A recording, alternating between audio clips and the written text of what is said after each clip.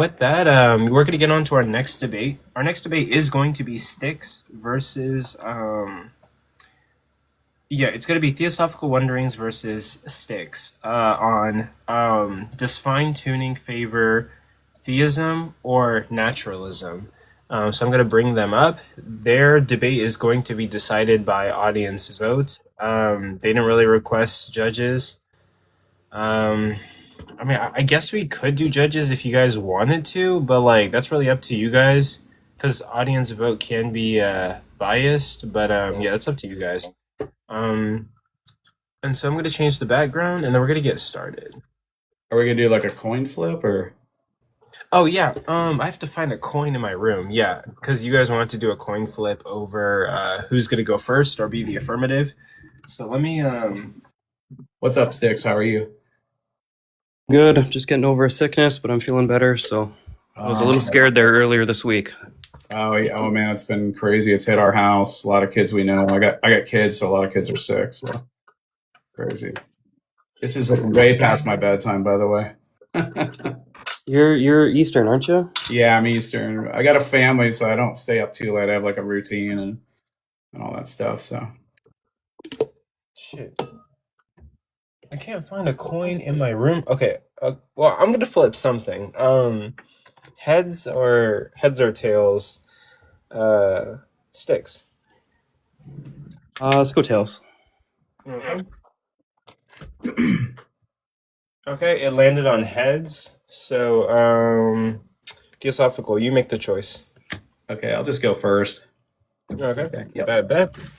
Does that mean I have the sun in my eyes, or what's? Huh? Does that mean I have the sun in my eye? Yeah. I honestly don't think it matters too much, but Okay. All right, And, just let me know when the time starts. 8 minutes, right? Yeah, let me check the format. The format is going to be... It's going to be 8-minute openers, 4-minute rebuttals, and then, hold on. 8-minute openers, 4-minute rebuttal periods, and then 2 rounds of 12-minute cross-examination, and then 3-minute closers. Okay. Yeah. And then with that, before we get started, thank you guys for being here. Thank you guys for tapping your screens, liking the live. Please tap your screens, like the live, share with anybody who you think might be interested. The debate that's about to start right now is, does fine-tuning favor theism over naturalism? Sticks versus Theosophical Wonderings. You've heard the format, and with that, Theosophical, you get 8 minutes on the clock, and it starts whenever you say your first word. Okay. Thanks, everyone. Tonight we're debating whether the fine-tuning of the universe favors theism over naturalism. Before I present my argument, let me explain what we are setting out to do tonight. This debate is not about who can sound the smartest or who can score the most rhetorical points. The point of the debate is this. We each have a hypothesis about reality, and we are asking which of our hypotheses better explains the data. The data being the fine-tuning that allows for life, including specifically rational minds like ours. That's our only goal tonight. And unlike most Tik-Tok debates, my opponent actually has to defend naturalism rather than simply critique theism. So what do I mean by which hypothesis better explains the data? Think of it like walking into your house and seeing muddy footprints across the kitchen floor. You have 2 hypotheses. One is that your teenage son came home from practice wearing cleats. The other is that the microwave oven did it. Both are logically possible, but which one better explains the data? To answer that, you look at all the explanatory resources available inside each hypothesis. The teenager hypothesis has just the kind of resources that naturally produce muddy footprints. They have feet, they wear cleats, they play in sand, they walk and live in houses. A microwave oven, though, has 0 explanatory resources to explain this. No mud, no feet, doesn't move. There's nothing about the microwave oven that would make you anticipate muddy footprints on the ground. So clearly one of these hypotheses is better. And that's what we're doing tonight, comparing our 2 hypotheses. So let's define a few terms. Fine-tuned is a technical term used by physicists. The term itself does not mean that an agent finely tuned the dials, though I will argue that later. It just means that the conditions for life exist within a very narrow region of a much wider parameter space. By parameter space, this just means all the ways that the equations and the fundamental constants can be changed. As soon as you change the equations, even just slightly, life and structure completely disappear. This is what tells us that the range is narrow. Now let's define the competing hypotheses. Naturalism is the view that reality consists only of the natural world, matter, energy, physical laws, and which is at bottom mindless. No supernatural beings exist. Theism is the view that reality is grounded in a personal, rational mind that interacts with what it creates. Now, here is my argument for tonight. Premise 1. If an outcome is far more expected on theism than on naturalism, it supports theism. Premise 2. A life-permitting universe that allows for rational minds is far more expected on theism than on naturalism. Conclusion. Therefore, our life-permitting universe supports theism. Premise 1 is not controversial. For example, if a limb grew back after we prayed, this is what we'd expect if God existed, and thus the limb growing back would be evidence for God. That's all this premise is saying.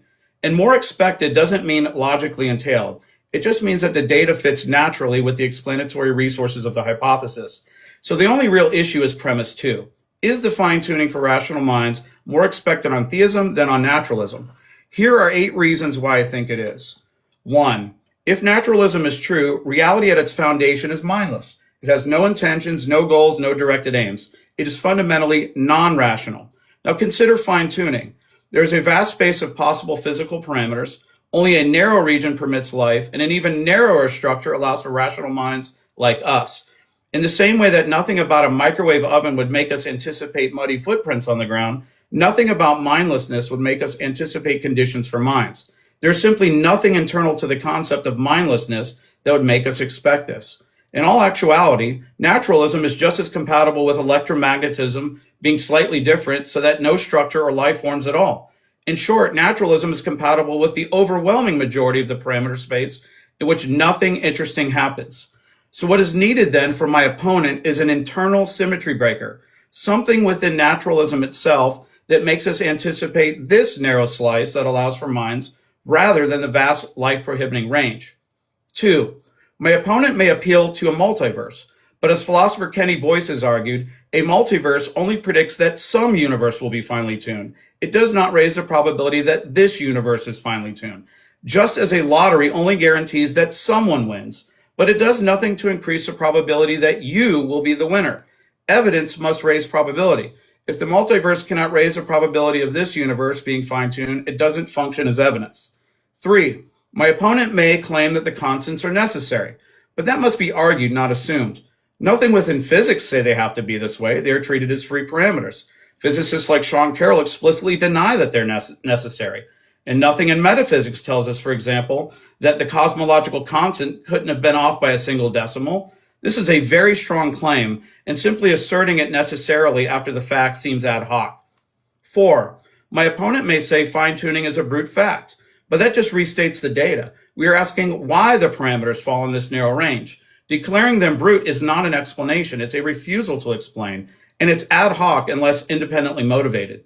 So given these reasons, it's very unlikely that there are any explanatory resources within naturalism to explain this data.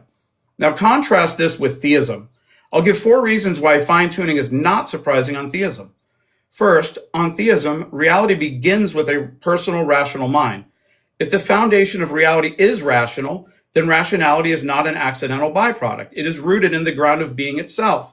A universe that permits rational minds flows naturally from that starting point. Further, a rational mind is a kind of cause that produces law-like intelligible order that brings about these minds. Second, minds are intentional. They select and narrow possibilities towards outcomes. When I build a house, I don't leave all arrangements of lumber equally open. I constrain them towards a goal. Fine-tuning shows this same structure. You see a vast possibility space and a tightly constrained life-permitting window. The intentionality of a mind maps perfectly onto this data, as it is better explained by selection than by indifference that you'd see on naturalism. Third, minds are not necessarily indifferent to things of value. From our background knowledge, we know that minds often recognize value, life, understanding, relationship. A rational agent is the kind of being that can regard rational creatures as worthwhile. That makes a mind-permitting universe far less surprising than if reality were fundamentally indifferent, like you see on naturalism. Fourth, theism posits not a distant architect, but a mind that interacts with what it creates. Interaction presupposes partners. Rational agents capable of knowledge, communication, and relationship make that interaction possible. A universe without stable matter, chemistry, or consciousness would frustrate that aim. A fine-tuned universe that permits interactive being fits it. Now notice what I've done each time here. I've reached into my hypotheses my hypothesis and drawn out the explanatory resources already present within it, and I've shown how they make the data less surprising. My opponent must do the same thing with naturalism. If he cannot identify internal features that favor this narrow life-permitting range, then naturalism does not better explain the data, and that's the standard we must apply tonight. Now, throughout this debate, keep your eye on the central question. My opponent may raise objections, he may bring up speculation, he may say all kinds of things. But in the end, ask, does his hypothesis actually make a finely tuned, mind-permitting universe something we should anticipate? Does naturalism contain an internal symmetry breaker that favors rational minds over and above the vast majority of life-prohibiting conditions? Does his hypothesis have the explanatory resources to explain this data equal to or better than what I've laid out? If he cannot do this, then naturalism lacks the explanatory resources to account for the data, and this would mean that a life-permitting universe for rational minds would favor theism over naturalism, and this is exactly what I think I've shown tonight. And look, I realize that my opponent and many in the audience probably disagree with me, but I want to emphasize that the God I believe in isn't just a theory. He is alive and real, and he's not far from each of us. I hope this benediction from St. Paul blesses you. May the God of hope fill you with all joy and peace in believing, so that by the power of the Holy Spirit you may abound in hope. Thank you. Okay. Thank you for your opening statement, and that will conclude Theosophical's opening statement. Styx, it's your turn. You're going to get 8 minutes on the clock for yours. I'm going to set up the timer, and it starts whenever you say your first word. Okay, so I just wanted to begin by thanking Coco for hosting tonight's event, and thanking all of you for hanging out with us. I also wanted to thank Theosophical Wanderings for challenging me to the debate with fine-tuning with him tonight. So what is fine-tuning? Well, the basic idea held by proponents like Luke Barnes and Swinburne and Collins is that there exists in our universe life-permitting conditions that are unlikely on naturalism, but at least moderately more expected on theism. So think of the parameters that govern our reality. In theory, they could have been far different, right? The cosmological constant or the strong and weak nuclear force could have been potentially infinitely different, such that stable matter couldn't form. Now, there are a number of counter-arguments and contentions with this, notably anthropic, necessitarian, and modal arguments, as well as Graham-Oppy-type theoretical virtue contentions with parsimony and ontological economy. But today, I'm just going to focus on a few contentions that I believe cut the legs out from most fine-tuning and teleological arguments. So it's important to note the topic of tonight's event. Does fine-tuning favor theism over naturalism? The language here is important because it's just my task to simply demonstrate that fine-tuning doesn't favor theism over naturalism. So in other words, I'm actually just required to get to 0, whereas for my opponent, theism must be favored over naturalism given the fine-tuning data, and he has to show that this is the case beyond just his vibes. So the outline of my argument, which I'm sure we'll dig into more, is as follows. Beginning with some definitions, bare design is the idea that the universe was created by a mind with no other assumptions about its intentions or disposition. Theism is a specific subset of bare design that includes additional properties of the designer, like loving or omnipotent. Naturalism is the idea that the universe is in causal relation with purely natural processes that don't involve a mind, and we can just take that to mean non-design. So de Troyer's Bayesian argument, is I'll be rendering, posits that there are two probabilistic Bayesian constraints where once we condition on the fine-tuning data, make it such that the posterior probability of theism doesn't exceed that of naturalism. We can show this by saying the prior probability on the bare design hypothesis, so that is before considering any data, is not a priori antecedently greater than the prior probability on naturalism due to the indifference principle. So in other words, there's no reason to believe that the bare design in of itself is more probable than naturalism before evaluating any data. And I think that's actually enormously charitable given an argument I'll render a little later. So the second probability constraint is that the likelihood of life-permitting conditions given bare design does not exceed the likelihood of life-permitting conditions given naturalism. So in other words, bare design doesn't predict life-permitting conditions over naturalism, given it tells us nothing about the disposition of the designer. So we can then just show through Bayesian arithmetic fairly trivially that once you condition on the data, the posterior probability of bare design does not exceed that of naturalism. Now, obviously, my opponent is not here to argue for bare design, but rather theism, right? Now, given that theism is a subset of bare design, wherein we can represent it as a conjunct of bare design plus additional intentions or dispositions of the designer, like goodness or wanting a relationship. So due to the penalty of conjunctive inequality on the prior for theism, What follows from the two constraints in Bayes' theorem and transitivity is that a more substantive design hypothesis like theism has a correspondingly lower prior, such that the posterior probability can never reach a credence of greater than 0.5, which is to say it's not more expected quantitatively. So consider this example. Suppose we observe a murder victim and the suspect's glove was left behind, and we're comparing two hypotheses, right? A female suspect did it versus a male suspect. With no background information about glove usage by sex or rate of crimes, we can assign equal priors due to the principle of indifference and equal likelihoods of seeing a glove given each hypothesis. So after the Bayesian update, male and female suspects remain equally probable. Now, suppose someone offers another hypothesis, that it wasn't just any male, it was a blonde male who always wears gloves.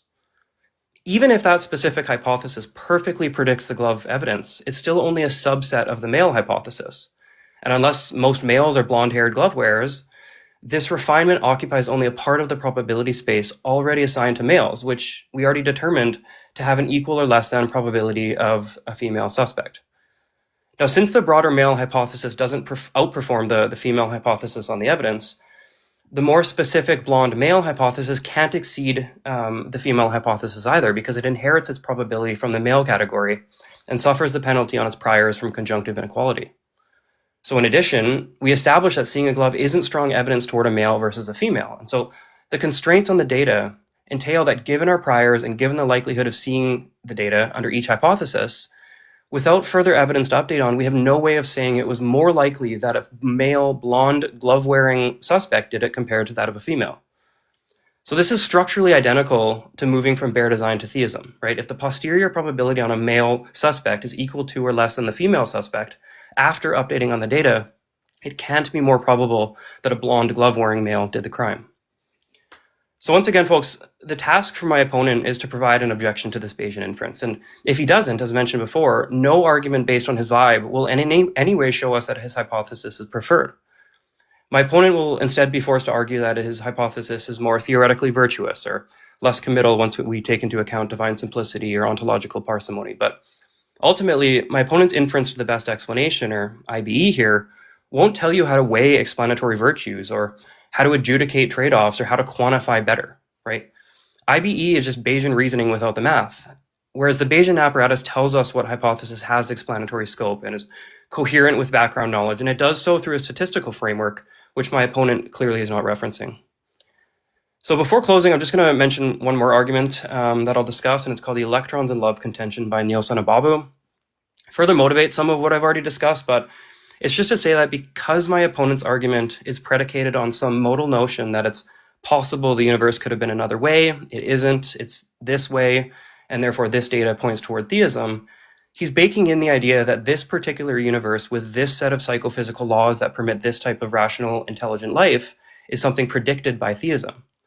Now, my opponent is actually committed to the notion that it's metaphysically possible for minds to exist absent a physical biological substrate, given God himself has a mind that's not attached to a physical substrate.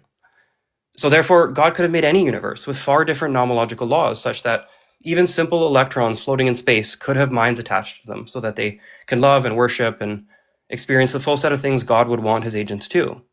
And because of this, the fine-tuning data we observe given this set of psychophysical laws is not probability raising toward theism because it's not a novel prediction or uniquely supported by theism. And with that, I end my time. Okay. And with that, that concludes the opening statements. So now we're going to move on to rebuttals. Each of you are going to get 4 minutes to simply rebuttal your opponent's opening statement. This isn't like a cross exchange. This is just you talking, and 4 minutes to rebuttal the opponent's opening statement. So Theosophical, I'm going to set the timer for 4 minutes, and it starts when you say your first word. Sure. Okay. I don't have anything written here. I'm just kind of free forming. So my opener was not just vibes. I gave 8 reasons. I made 4 attacks against why we shouldn't expect naturalism to predict this data, and I gave 4 positive reasons to explain why theism anticipates this or makes it less surprising. It looks like my opponent gave 2 main arguments here. The biggest one is the Bayesian argument. And from what I gather, it's sort of like he made sort of a symmetry between bare design and naturalism. And bare design bare design doesn't predict this data any more than naturalism does, or it needs something to kind of break this symmetry, if I understand him correctly. First thing I want to mention is, and he kind of addresses this, is that I'm not arguing from bare design, which he mentioned. I'm arguing from theism. But even if I were arguing from bare design, the symmetry is broken. The very first argument I made was about what is entailed by a rational mind. I'll just kind of repeat it here. On theism, or you could say on bare design, reality begins with a rational mind. If the foundation of reality is rational, then rationality is not an accidental byproduct. It is rooted in the ground of being itself. A universe that permits rational minds flows naturally from that starting point. And further, a rational mind is the kind of cause that produces law-like intelligible order that brings about these minds. So on bare design, we have something that's being designed. We have a mind that has reasons. Obviously, it's not going to create something without reasons. And even on bare design, I'm just positing a mind here. I've pulled every explanatory resource out of just positing a mind. I'm not even positing theism at this point. Bare design will predict this data and break the symmetry. And I also think my second argument breaks the symmetry even more, and this raises the probability of bare design, again, predicting this data better than naturalism.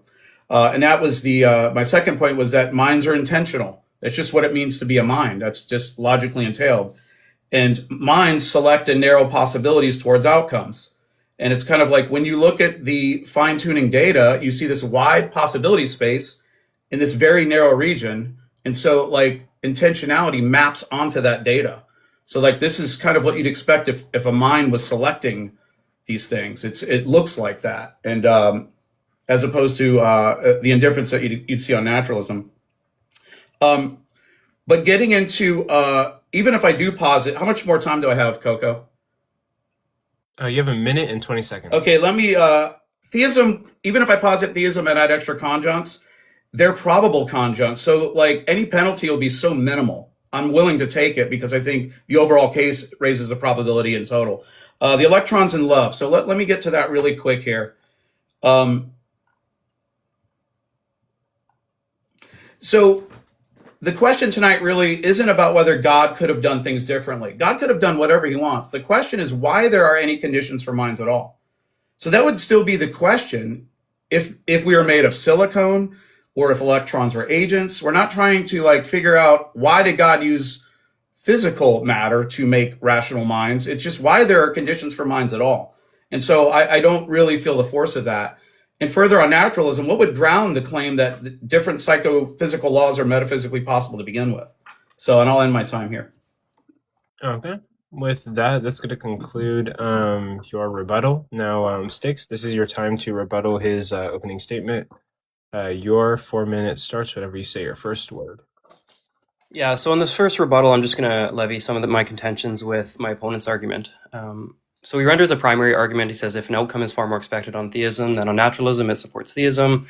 A life-permitting universe that allows for rational minds is an outcome far more expected on theism than on naturalism. Therefore, our life-permitting universe supports theism, just modus ponens. So first of all, obviously, I would just reject P2 there, right? That's pretty much just the conclusion of his argument. But first of all, I would ask why. Like, why is this the case? But he provides some supplementary reasons. Most of them don't apply to me. He mentions that naturalism doesn't predict rational minds because he says that it begins with non-conscious, non-rational, non-intentional entities. And so it gives no reason to expect these things to emerge, right? So that argument too strongly assumes precisely what's to be expected to emerge from a foundation based on its ontology. So you're saying that if a thing, F does not contain property P at the fundamental level, F gives no reason to expect P to emerge.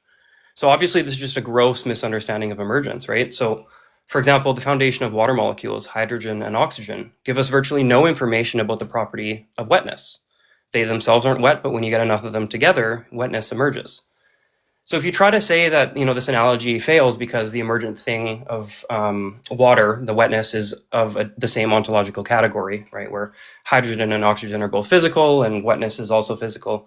I mean, I just want an argument to defeat physicalism in saying that the emergence of rational minds is ontologically non-physical and therefore the analogy fails. But I'd ask for a defense of substance dualism or something that says physicalism is false. But even if he does that, this premise is self-defeating because he's committed to saying that the ontological type of God being non-physical, for example, gives us no reason to expect physical things to emerge. And assuming he believes that physical things emerge or exist, it's self-defeating. I could just render like a parity argument and just say that a worldview that begins with only non-physical entities, God, gives no reason to expect physical entities to emerge.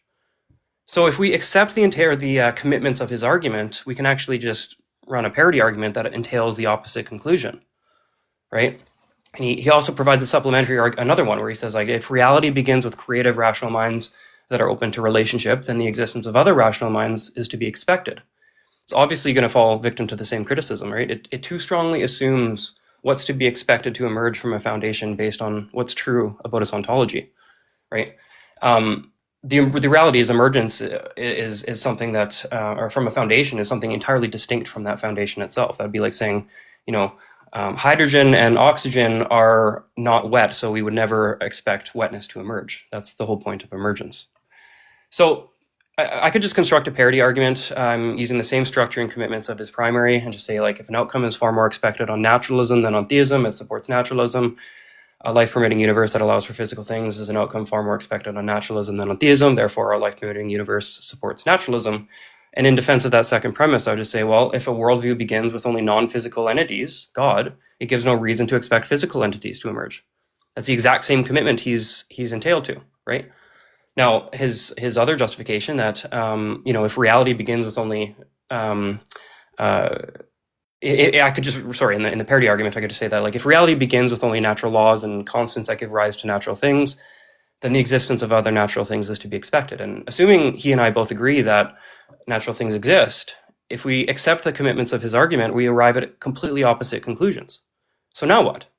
This is why we use Bayesian inference. It allows us to compare commitments and examine priors and posteriors and actually adjudicate these types of problems. I think his arguments fail under their own weight, both from a soundness perspective and they fail to motivate any claim toward preferability. Finish your last sentence, or was that it? That's it. Okay. And with that, that's going to be opening statements, rebuttal period, and now we're going to move into cross-examination. There's going to be 2 rounds. Each of you are going to get 12 minutes to ask questions, establish your position, and discredit your opponent's position.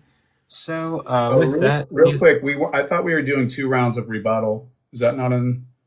You guys still want to do that? I thought that as well, actually. Yeah. Okay. Yeah, I saw that in my documents, and I thought, like, I was wondering if that was a mistake, but okay.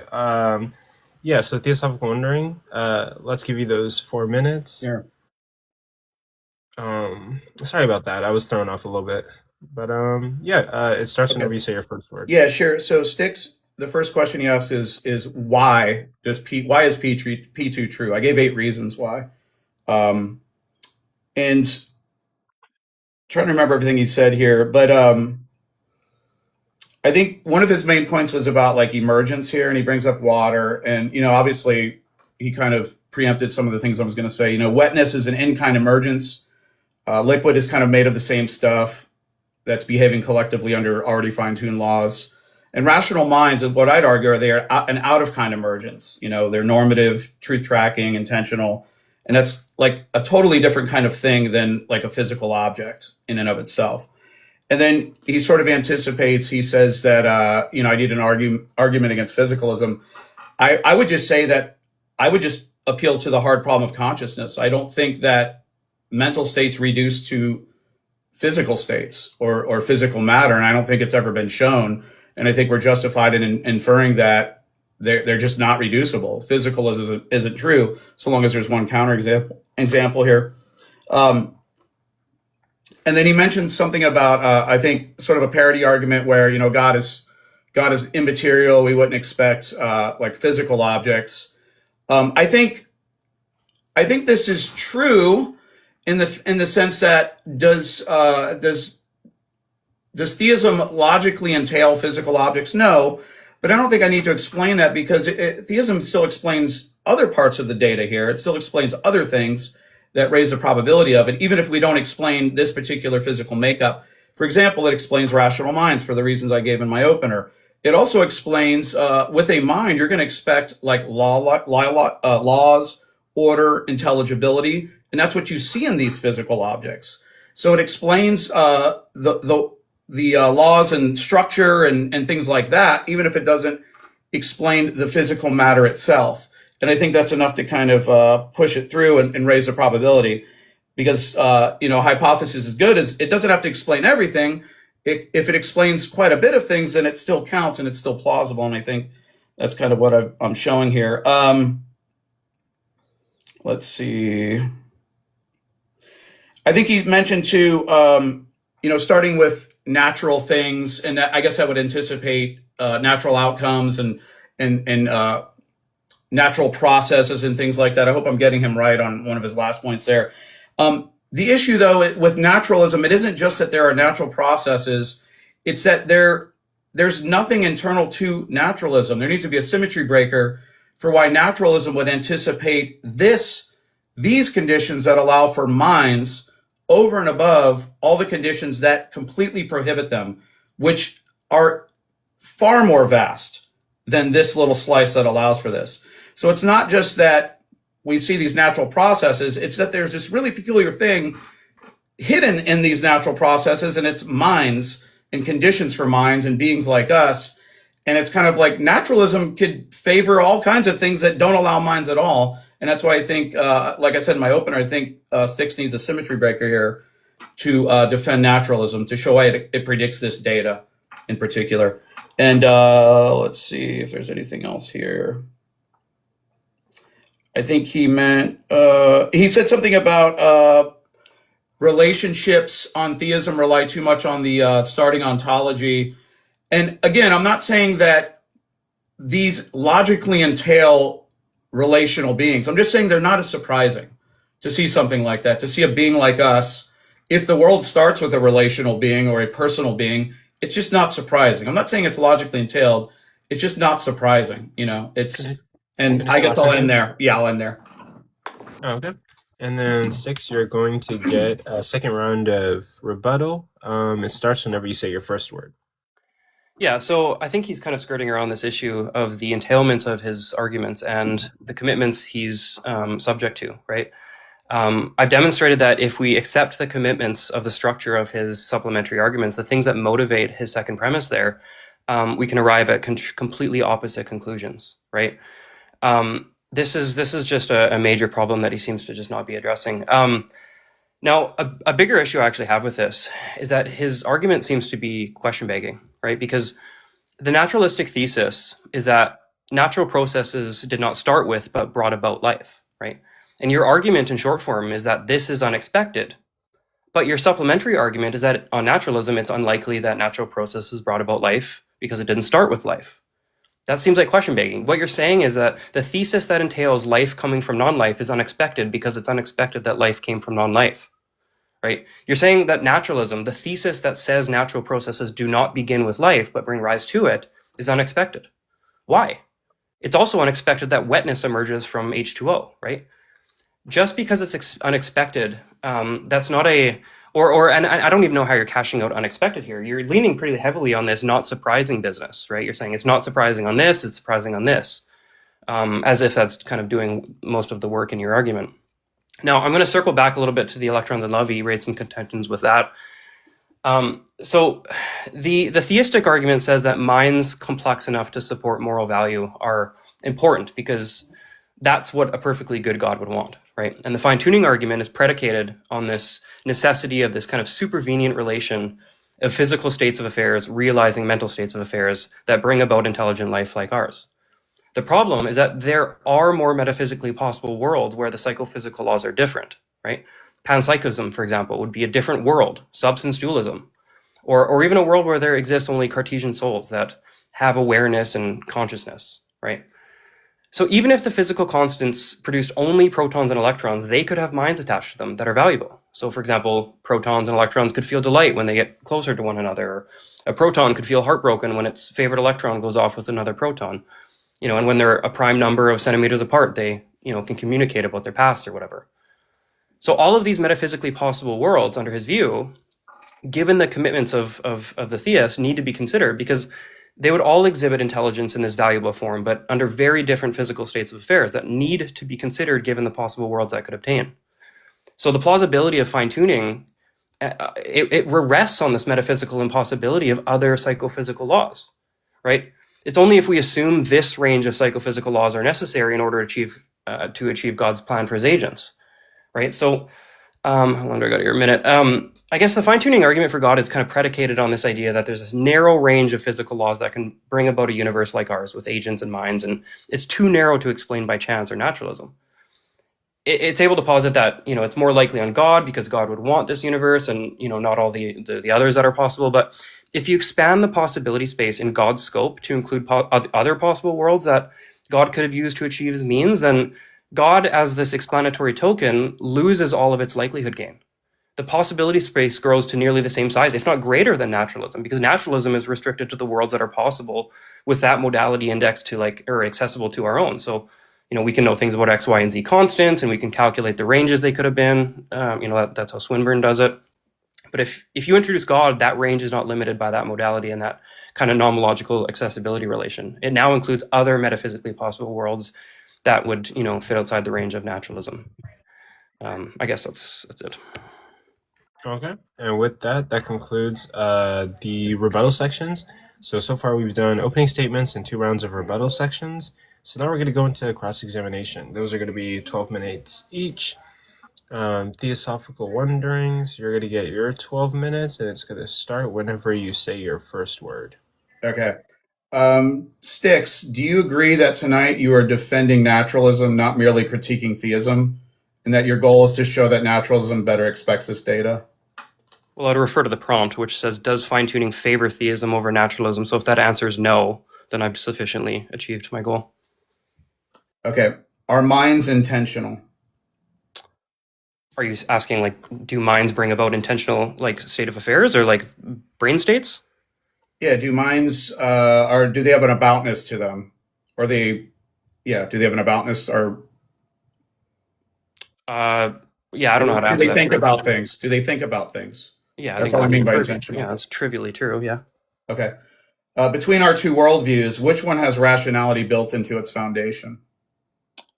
Well, so when you say rationality built into its foundation, the foundation of your worldview, right, of theism, the worldview itself, we don't call the worldview as rational. You're saying that there's a foundation that is rational. So naturalism, the idea that only natural things exist, in of itself is not rational, but it brings about rationality.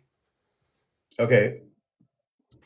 But my question was, which one of our two worldviews has it as its foundation? Well, you have a rational agent that brings about other rational states of affairs, if that's what you're asking. Yeah, at the foundation of reality, there is a rational mind, correct? Sure, yeah. It's built into the foundation, correct? Trivially true, yeah. Okay, all right. Is rationality more surprising in a world with a mind or without any mind at all? Well, this is the answer there, the question that you're tasked with answering, right? If you take it to be the case that it's improbable or unexpected in some way, or more expected on your worldview, that's obviously your task. In my worldview, under naturalism, it's not unexpected, obviously. Okay. So what within naturalism makes a life-permitting universe more expected than a lifeless one? Well, so here's the thing, right? In my worldview, there is one universe, right, in which rationality was brought about. It's an emergent thing. There was enough chances of, physical states of affairs and physical things bumping into each other such that rationality, via embodied minds are possible. So when you say what's more probable, that's obviously your burden. Your burden is to say that it's more probable under your hypothesis than mine. Under mine, it's perfectly acceptable and perfectly well expected for rationalism to emerge. Just given the possibility space alone. What determines the possibility space of this universe? Are you asking at the level of this universe coming into existence, or are you asking about the emergence of rational minds as a byproduct of biological evolution? Well, you use the words possibility space. What are you referring to? Yeah, well, that would be within the universe that's been instantiated. What I'm saying here is that given the states of affairs in this universe, given the laws that are, govern it, the probability space is massive insofar as there are quintillions of planets rotating around stars in habitable zones with the, on my view, possible emergence of living life forms. And then obviously, just as a byproduct of evolution, rationality emerges from that. Okay, and you understand that tonight we're trying to explain those laws that govern the universe, correct? Yeah. Okay.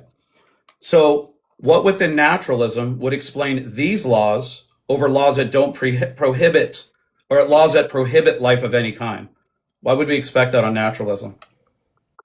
Well, so here's the thing, right? Like, in my view, there's one universe, right? The Bayesian inference I made is that there's just one universe. It brought about these laws. It seems to be outside of the scope of my argument or my burden to say what about naturalism predicts this minds and emergence, right? I mean, if you want me to provide an account for how this thing emerged, that's what I would do. But you're asking me to say, what about naturalism predicts rationality? Nothing about naturalism predicts anything. Nothing about hydrogen and oxygen predict wetness, but we still see it emerge. I don't know how many times I have to kind of repeat that. Yeah, so nothing about naturalism would predict conditions for minds. I mean, you just said it doesn't predict anything. Mm-hmm. Okay, all right. And you mentioned like a second ago, you said this universe, something to the effect of this universe is what caused these laws. What was that sound? Sorry, that's the gifts. Sorry, continue. Okay. All right. Do you understand that these parameters and constants are fundamental? They're fundamental. Like they can't be reduced any further in this universe. Sorry, what? Like, yeah. Well, I mean, I don't know if we know that for sure. I mean, the laws and constants could have some sort of well, they're called fundamental constants. They're fundamental. Yeah, but there's no physical theory that explains them. There's nothing. I mean, we don't know that, but as far as our best physics, there's nothing deeper that explains them. Sure. I mean, I've already granted that these things are fundamental. It seems like you're arguing against a necessitarian view. Okay, so naturalism is a view of the world, right? It's a particular claim about reality. So what would be the symmetry breaker within that worldview, within naturalism, that would anticipate these conditions over the vast majority of conditions that would not allow for minds or life at all? Well, again, you seem to be asking the question about like what about naturalism predicts these things, and I've answered that already, right? I'm not saying that naturalism predicts anything. Yeah, so if naturalism doesn't predict anything, then theism wins. It predicts this better than naturalism. That concedes the debate. Definitely not, but we'll... Well, then how does naturalism predict this better than theism? What internal so to what naturalism... quantitative... Sorry. Yeah, I'm sorry. What internal to naturalism would anticipate these conditions over the vast majority of conditions that don't allow minds? There's nothing about naturalism that predicts anything. I don't like. Okay. You're asking me to provide a positive account for why naturalism would expect the emergence of rational minds. That's not my task. My task is to. That's the topic of the debate. The task of the debate is, does fine-tuning favor theism over naturalism? That's a quantitative. That's a probabilistic or a theoretical virtuous type question. I mean, if you're asking me by which. Why would we expect minds to emerge from naturalism? What I would just say is that given this set of natural laws, minds are almost expected just given the probability space. You're asking me why is it the case? These laws are the very thing in question, Sticks. Correct, yeah. I mean... Yeah, so how does naturalism explain these laws over all the other conditions that would not allow for these things? That's the very thing in question. Wait, how does naturalism explain these laws? These laws are just going to be fundamental. I mean, it might be the case that they're necessary. It might be the case that we have one universe and that just happened to be the case. I mean, there's a difference between a chancy process, right? What would be your argument that they're necessary? Why should we expect that? I'm not saying that they are necessary. I'm saying they might be the case. Okay. Okay, if you admit, if you've conceded that naturalism doesn't explain anything, which would include this fine-tuning data, then theism wins, because I've offered 8 reasons why I would explain it. And if you have offered like 0 reason, then the debate, I would just concede my time. unless you have something else you'd want to say. And I'm not trying to be rude. I'm just trying to summarize. I mean, the grandstanding is cute, but Sorry about that. yeah, My I mean, apologies. I mean, I can get into the reasons why your view is not more preferable. That is not more expected on your view. But I mean, that's going to be obviously in my time. Right. Okay. So at least if we're leaving this cross exam, we're showing that naturalism doesn't predict anything, not even these conditions, not even this data. So as long as we keep that in mind when we go into the cross exam, if we just bracket that. Yeah. So expected, okay. Right? That's a probabilistic term, right? What's expected, or what's more expected? When you invoke something like, "Hey, this hypothesis is more expected given the fine-tuning data than this one," that's a probabilistic account. Now, you have not contended in any way with the Bayesian inference I've made. I mean, you still haven't addressed the constraint on the priors, the constraint on the conditions. This is my sure. cross-X. I mean, you don't want to talk about them, that's fine. This is my cross-X. Did I give 4 reasons to support theism and 4 reasons against naturalism in my opener? Did I make 8 arguments to make my case in my opener? They weren't arguments, but you provided 8 reasons, 4 of which did not apply to me. I gave 8 reasons. They were arguments. They weren't syllogisms. Does an argument need to be in syllogistic form? No, but you just said they were arguments. Yeah. Do arguments need to be in syllogistic form? No, I mean, but here's the thing, right? You said you made a claim that, like, for example, reality that begins with rationality would expect rationality to emerge. You didn't motivate that, especially under criticism. You failed to address the fact that we can construct parity arguments in which the commitments you're holding to, given those supplementaries, can be, levied against you. So did I not address the parity arguments in my first rebuttal? Nope. And second rebuttal? You didn't. What's the record stand? I mean, I can't just.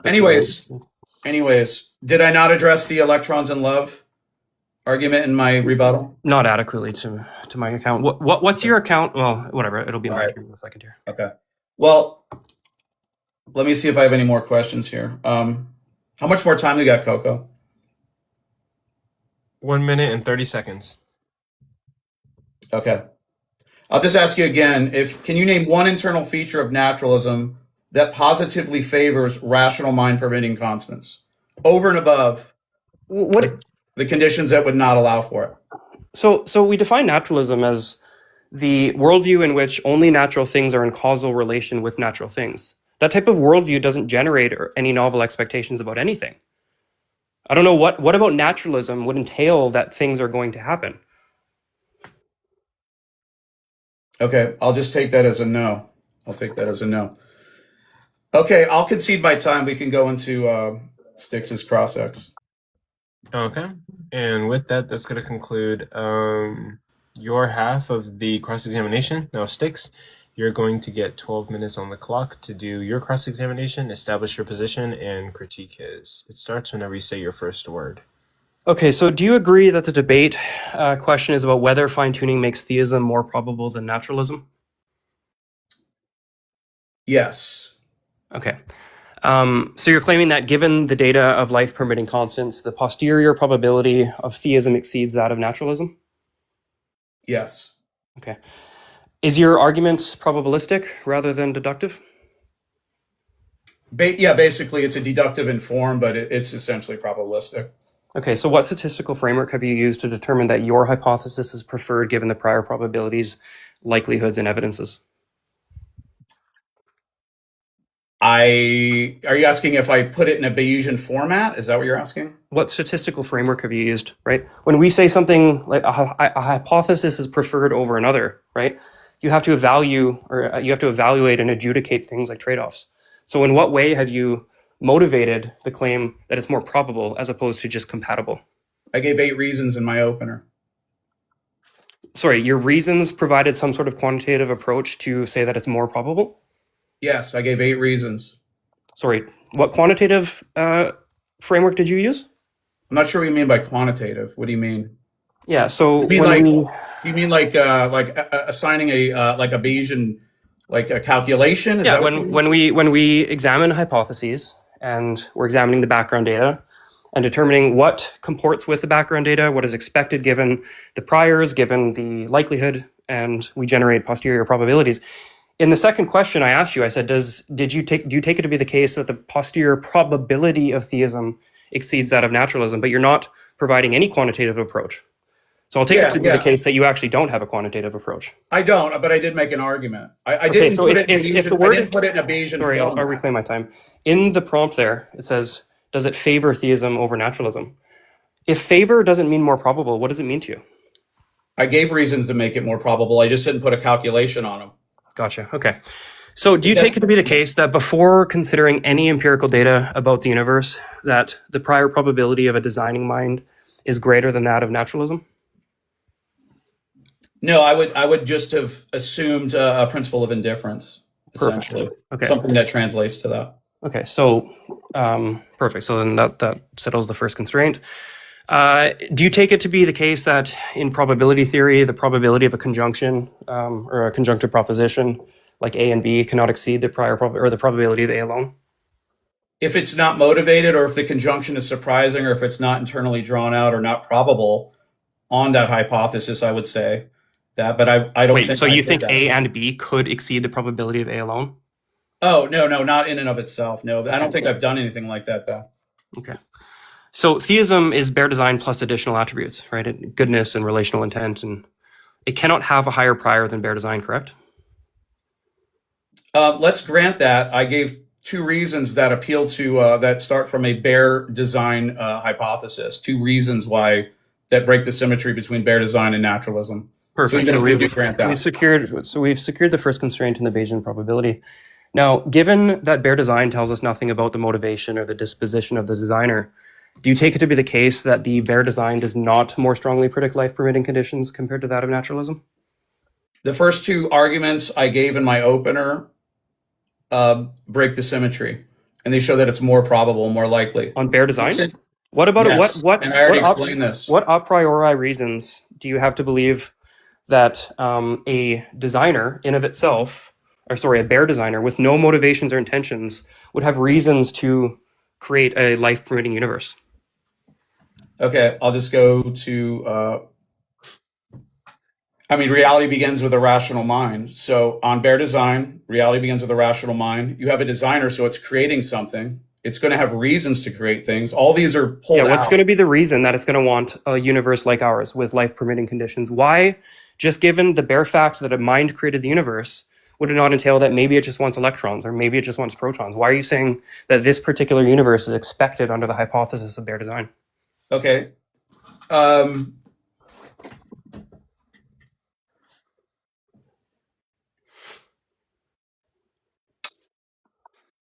In my first argument,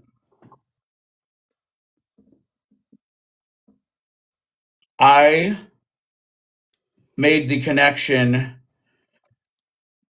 between reality beginning with a rational mind and how rationality and conditions for minds would not be surprising on that. I'm not sure I understand. Yeah, so just saying it's not surprising is not giving a motivation for the claim that it's more expected on bare theism that a mind would create a universe like ours with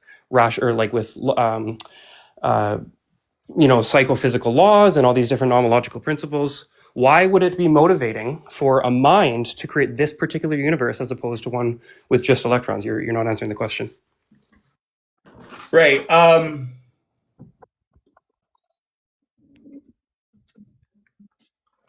Well, I would just say that I'm not arguing from bare design alone. I'm aware. Yeah. So, and I would just say I don't understand what the penalty would be. I kind of explained that in my last. So I just take it to be the case, right? I take it to be the case that bare design offers no information about the motivations or the intentions. From bare design. I'm aware. You need to lock in. So if it's the case that bare design offers no motivations or disposition of the designer, thus that the probability space is wide, so he could create any universe he wanted. There's nothing about bare design that entails creating a universe with life-permitting conditions. Now, if we grant this, right, then the probability of life-permitting conditions given design is less than or equal to the probability of life-permitting conditions given naturalism. So do you take it to be the case that bare design has a reason to believe that the universe would be finely tuned? Again, I think this is a straw man. I'm not arguing from bare design. So it's essentially like asking me to. This is my cross-examination. I'm just going to need an answer. Then I'm just going to answer. I'm not arguing from bare design, and I gave. So your answer. You don't have an answer to the question. You have no reason to believe that bare design has no or has a motivation. Let's grant that. Let's grant that that's true. I'm not arguing from bare design. Perfect. That's a straw man of my argument. Yeah. So the entailment is that you suffer the conjunctive inequality, or sorry, the conjunctive proposition penalty, right? It's not more probable that A and B, that A and B that A and B could exceed the probability of A alone, right? So we've already granted that. So when you add commitments to a hypothesis, you narrow the set of possible worlds in which that hypothesis could be true. So mathematically, the probability of the conjunction A and B cannot exceed the probability of A alone. Denying that would just be denying like basic axioms of probability theory. So why I'm talking about bare design is that if it's the case that bare design has a equal or less than prior probability of naturalism, and you just granted that the probability of life given design is less than or equal to the probability of life given naturalism, the entailment from Bayes' theorem and transitivity is that the posterior on design plus additional considerations, aka theism, cannot exceed the posterior on naturalism, which is to say it can't reach a credence of greater than 0.5. Yeah, I would just disagree with that because I think, even my conjuncts that I add with theism are motivated. They're probable. I don't think you understand what conjunctive inequality means, right? Yeah, so the conjunct, right? No, 1 second here. Yeah, go ahead. So conjunctive inequality is the idea that propositions that are neither theorems or tautologies are less than 1 in the probability space, where contradictions are 0, right? So propositions that have a chance of being possible are greater than 0, but less than 1. So a proposition like the moon is cheese might have a prior of like 0.15, right? But let's say we add another proposition as a conjunction and say the moon is cheese and the moon is cheddar, where the moon is cheddar has another additional 0.5 or 1.5 probability, right? The conjunction would be the multiplication of decimal possibilities or probabilities, where it's 0.15 times 0.15 equals 0.0225 or whatever. So that's what is meant when we say a specific hypothesis has a lower antecedent probability. So what you're saying is that because it's the case that the two constraints, the first on the priors and the second on the likelihoods, and the fact that theism is only a subset of bare design, it has a lower antecedent prior probability, right? This is just basic Bayesian axioms, Bayesian arithmetic, right? So you're acting as if it's trivial, right? That like this is trivial, to be honest. I just don't think you understand Bayesian arithmetic then. Bayesianism doesn't default reality to the least specific description. It requires justification for additional commitments, right? So let me give you an example. I would say I have those. Let's say we had the murder example, right? We were examining a male versus a female hypothesis. If you add a conjunctive proposition and say it wasn't just a male, it was a blonde-haired male, that prior probability cannot exceed that of a male, right? Now, the second, but if you said something like, it was a male who was alive, that conjunctive proposition doesn't entail a penalty on the priors because it's assumed of both. It's assumed of, it's just analytically entailed by or assumed of the proposition. But in the example of fine-tuning, there's nothing about fine-tuning that makes it such that a loving designer is more probable than just a designer alone. So I just don't think, this is very difficult because I don't think you understand what conjunctive inequality means. I don't think every conjunct is equally penalized. Agreed. Okay, so what I would just say that some conjuncts. Do you take it to be the case? Let me ask you this. Sorry, I'll reclaim my time. Do you take it to be the case that all designers want to have a loving relationship with us? I would say, given our background knowledge of what do we know about minds, I would say minds are very probably interactive. That would be a posteriori. That would be in the back. That wouldn't be in the background data. What about a mind entails that it would want a loving relationship with us? You're conflating the prior probability with the likelihoods. Yeah, I guess I would just say that Are you saying that every conjunct must be logically entailed? No. Okay, then that answers the question. No. That If it's doesn't answer the strongly question. expected, When you add if my commitments to a conjunct is hypothesis, you're strongly narrowing the set of expected, possible the worlds cost in is which. tiny. I'm sorry. When you add commitments to a hypothesis, you narrow the set of possible worlds that hypothesis If you would be treat true. every Not all. addition Hold as on. equally Hey, can I reclaim my penalty. time? Oh, yep. Look, Finish your last sentence, yeah, Sticks, not and all then reply after minds. that. So the minds of the like of bare theism entail that it would want a loving relationship, or entail analytically that it would want a universe like ours with life permitting But you conditions. just said that not every conjunct needs to be logically entailed. Okay, well, we're gonna have to cut it there, and then that's going to conclude the first round of cross-examination.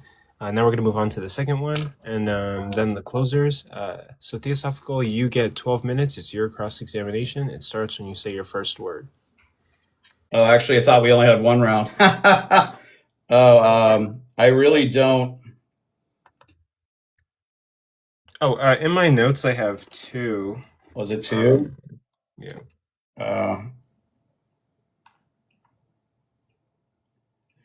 Yeah, I guess I would just ask this. So, Sticks, do you think every conjunct needs to be logically entailed by a hypothesis? A hypothesis? What do you mean to be needs to, like, without suffering the conjunctive proposition penalty? Yes. Yeah, if the conjunction is not independently motivated by the background data, then yeah, it would be a only portion of that probability space. So, for example, what do you mean by independently motivated by the background data? Do you mean logically entailed, or do you mean a posteriori could work in that situation?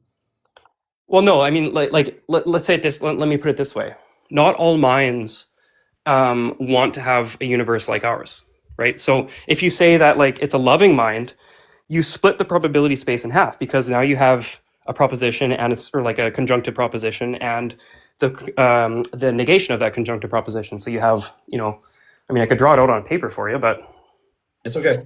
Yeah, all I'm trying to get out of you is that I don't need to show that every conjunct I add to my hypothesis is logically entailed. I don't need to show that.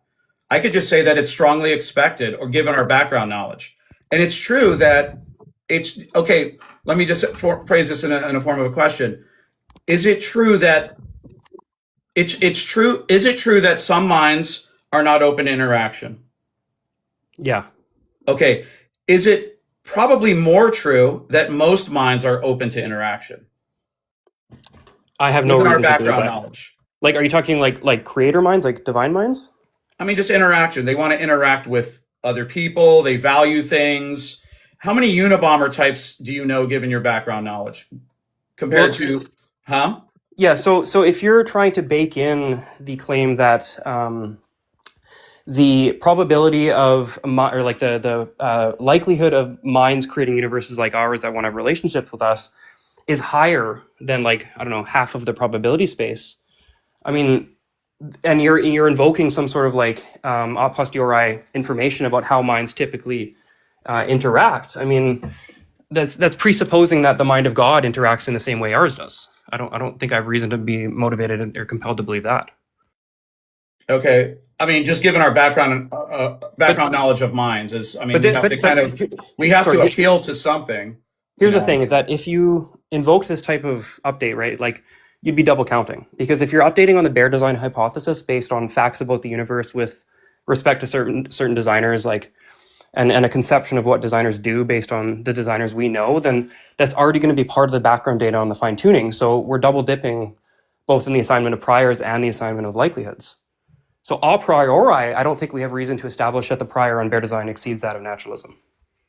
Yeah, I'm not sure I see how we're double dipping there. But my point is that not all conjuncts penalize a hypothesis equally. Do you agree?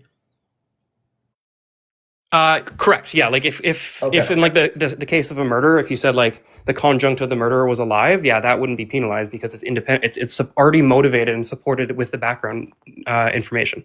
Okay. All right. So not every conjunct I add will be equally penalized. Correct. Correct. But you would have to motivate this idea that on the bare design hypothesis, right, when we make the jump to theism, that all minds or most minds are of the like of theism compared to that of bare design. Because from my account, would you bare say design, it's improbable for minds to be interactive? Would you say it's more improbable for minds to be interactive? Would you argue that? well, based on the principle of indifference, we know nothing about said minds. So if it's the case that we're breaking up this probability space, What do you mean, we know nothing about said mind? What does that mean? Yeah, we don't know anything about the minds of the possible creators that could exist in possible worlds. We don't know anything about minds at all? We have no information about the intentions or motivations or dispositions of creator minds. That's exactly the whole point. Okay. I mean, if it's the case, do we have any knowledge of minds at all? We have knowledge of minds that exist in the universe. Yeah, the ones that have been created by said creator mind. Are you saying that this gives us access or information, like epistemic access, to know what the mind of a creator would want? Well, we kind of know what minds are like. We know what to expect with a mind, correct? Given our background knowledge?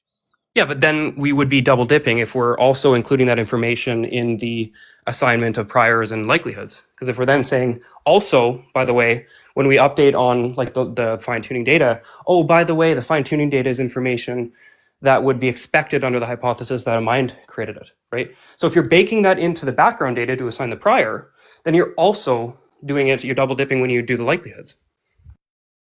Yeah, I'm not sure if I'm seeing that though. I guess at this point, I just want to just establish that not every conjunct is treated equally. The penalty is not equal to every conjunct. So when you're, sorry, Theo. Okay, yeah. Can I offer a rebuttal? No, not in my. You can do that in your cross-ex here. So, let me think what else I can say. How much more time do I have, Coco? You have 6 minutes and 14 seconds. Jeez. Okay. Man, I did not prepare for a second cross. Trying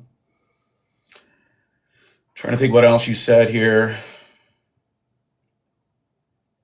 So, would you agree that a conjunct that is strongly expected would be a tiny cost to the overall probability, correct? A conjunct that is strongly expected, so not logically like analytically entailed. What do you mean by strongly expected? Not logically entailed, but like more probable than not. Can you give me an example of a conjunct that the probability space would not be divided equally given the background knowledge? What'd you say? When we're dividing the probability space based on this conjunct, right? When we're examining the priors and determining whether or not the conjunctive proposition has some sort of penalty, what sort of background information based on some sort of proposition would allow us to infer that it's most of the probability space in this way? Like, what do we know in the background about gods that we could infer that, it takes up, 90% of that probability space? It doesn't have, does a conjunct have to take 90% of the probability space? No. The irony in this back and forth is that this constraint is actually irrelevant to whether or not the posterior can exceed 0.5. Did you not use conjuncts to penalize the probability of my hypothesis?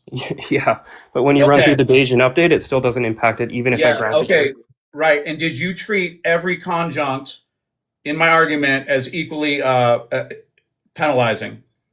You didn't. Yeah, because here's the.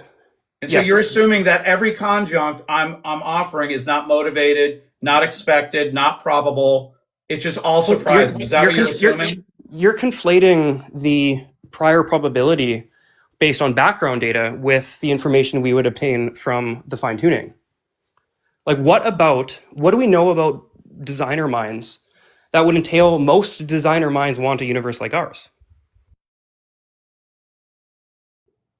I mean, this isn't your cross-ex, so let me see if I have any more questions here.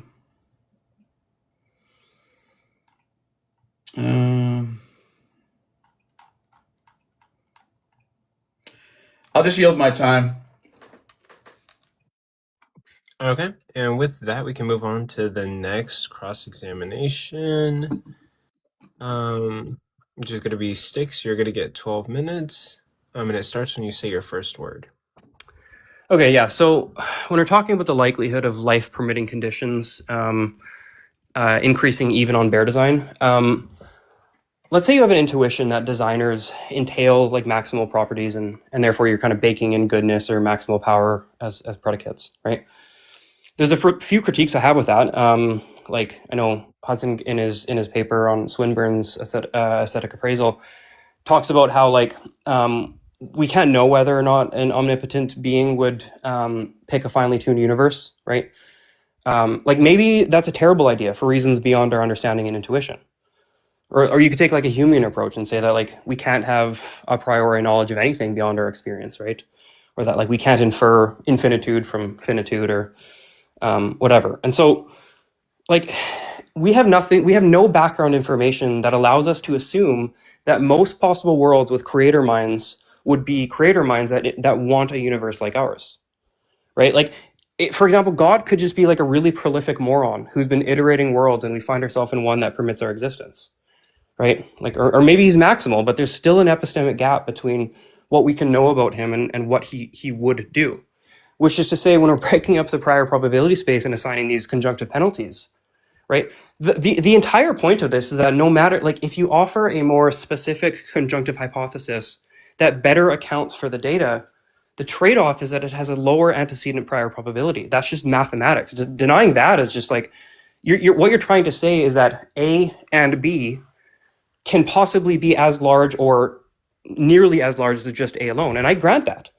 But the conjunctive proposition here, the conjunction of, being loving is not analytically entailed by the designer, right? There's nothing about minds that just analytically entail that they would want a universe like ours or that they're going to be loving. So I have no reason based on the principle of indifference to assign the priors any less than like 0.5, right? In that probability space. I'm going to do this. I'm going to draw a little picture. So suppose we have the total probability space and we divide it in half. All right. And we say, this portion here is the prior on naturalism. Oops. And this is the prior on bare design. Now, if we say that, well, also it's, it's loving, right? Well, we don't know how much of this probability space are designers that love or want a universe like ours. So based on the principle of indifference, we just split it in half.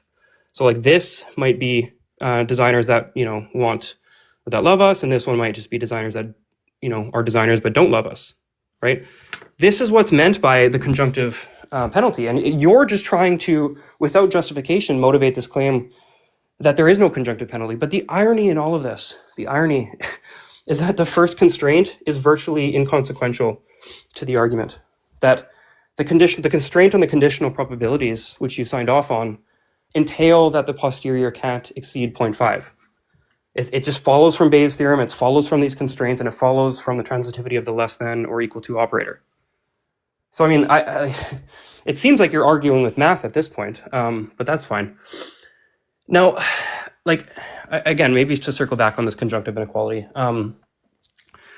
our background knowledge doesn't independently support the idea that most possible creator minds would want relationships. And because these added traits are not already supported by the background knowledge, not the data, not the fine-tuning data, the background knowledge, then they would reduce the size of the probability space. And so this expanded theistic hypothesis necessarily has a lower prior than bare design. We can argue about how much that is, but it really doesn't even matter, right? The issue isn't word count or how many, it's about how many possible worlds satisfy the claim given what we already know. It's true that, if background knowledge, already supported a conjunct, then adding it would not meaningfully, penalize the prior. But in this case, lovingness and relational intent, they're not entailed by bare theism, so the prior is naturally lower. To be honest, I didn't even know we had a second cross-exam either, so I'm kind of looking for things to talk about. It seems to be the case that you haven't addressed the electrons in love. You seem to just say that it's like kind of like a red herring or that it doesn't apply, but you haven't wrestled with the fact. So maybe I'll ask you the question: do you take it to be the case that it's metaphysically possible that minds can exist absent a physical biological substrate? I am not sure how. I'm honestly not sure how to answer that question because I'm not sure how, like, what would ground metaphysical possibility. Like, does God have a mind that's absent a physical biological substrate?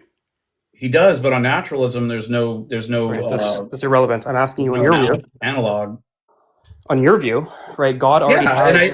Yeah. But I already answered this. God could have made us out of silicone. The data. Sorry, this is conditions irrelevant. for Yeah, minds. hold on. Yeah. If it's the case that God can create a mind that's not attached to a physical biological substrate because he himself has this type of ontology, right? Then it is metaphysically possible in your view. It's definitely necessarily entailed, which is to say that the probability space of the worlds that God could instantiate, or the worlds that could obtain given this commitment, entails that what we see in our universe is not expected or predicted by theism, because he could have made any universe with just electrons, right? So the probability space grows to nearly the size, if not greater, than the probability space on naturalism.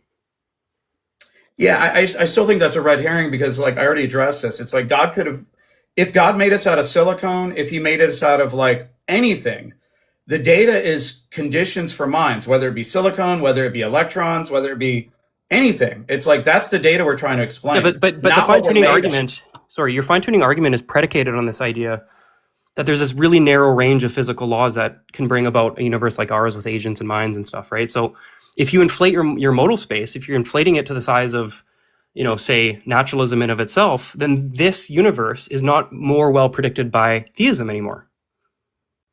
You understand that if you expand the possibility space to in God's scope to include other possible worlds that God could have used to achieve his means, then God as this explanatory token loses all of its likelihood gain, right? The possibility space grows to the same size, if not greater, than naturalism, just given that there's like these kind of like metaphysical possible worlds that likely aren't obtainable on naturalism. Like, and in my view, souls, for example, can't exist, right? The way if we're describing souls as like a supernatural thing, they can't exist. But on your view, they can. So that's an additional possible world, and all the variations of that that are available to your modal space. So I don't understand how you're not seeing the entailments of the electrons and love contention and what it means for the likelihood constraints. The way this sounds to me, it's sort of like if we found ruins on Mars and we're wondering why the aliens use titanium instead of like silicone. And then we're saying like that somehow like will undercut whether aliens are the better explanation of the data. That's what this sounds like to me. I don't know if I'm missing it, but it's like the data is conditions for minds, whether they be electrons, whether they be silicone, whether they be anything else. This is the data we're trying to explain, not what we're made of. So that's kind of like, I just don't feel analogous because the background information there, like, let's give an example of of these murderers again, male and female, right? If the background data that there's this glove left behind at the scene, this independently motivates, it doesn't motivate either in terms of likelihood a male versus a female at all, right? It's expected under both, at least according to the information we have, right? So when you update and you say, well, no, it's not just any male, it's like a blonde glove-wearing male. Well, you've constrained the probability space and it can't exceed that of the female hypothesis, even if this refined hypothesis well predicts the glove. If male and female are equal in terms of likelihood of seeing this glove, then blonde male isn't more likely than male. Right? Right. I mean, what if all we're trying to do is figure out whether a human committed the crime or the person died naturally? We find a glove. Well, what is the background data? This again, it's disanalogous because in this example, right, the background data is that someone was murdered. Now you just changed the entire scenario. Now, the information we have, the background data, is that the universe was finely tuned, and we're trying to determine what is the best explanation for this fine tuning. And based on this Bayesian inference and based on what you've signed off on, I don't think you're wrestling with the fact that the posterior can't exceed that of naturalism. So, I mean, if you disagree with math, if you disagree with Bayesian inference, I mean, I don't know. I don't know what to tell you.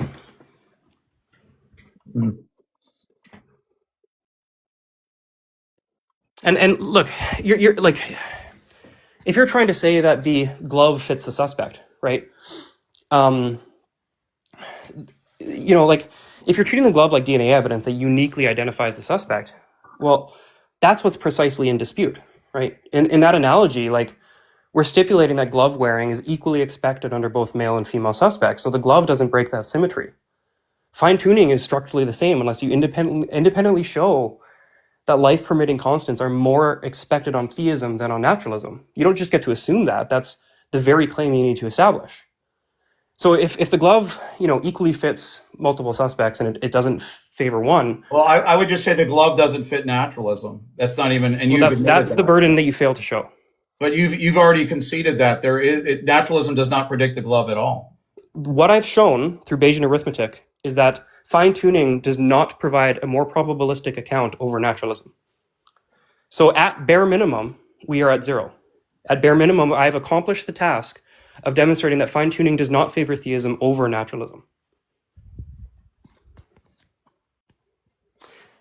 If you were to say, does hydrogen and oxygen predict wetness, and then the emergence of wetness is actually I don't know, better explained by the god of wet, would that be a valid Bayesian inference we could make? What's the difference there? Can you repeat the scenario again? Can you repeat that?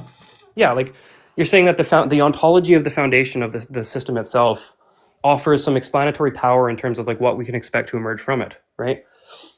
Hydrogen and oxygen offer no information about wetness, but it still emerges. Would you say that based on this type of argumentation, these commitments, that it was unexpected, or sorry, that hydrogen and oxygen can't account for it, or that the wet god is a better account?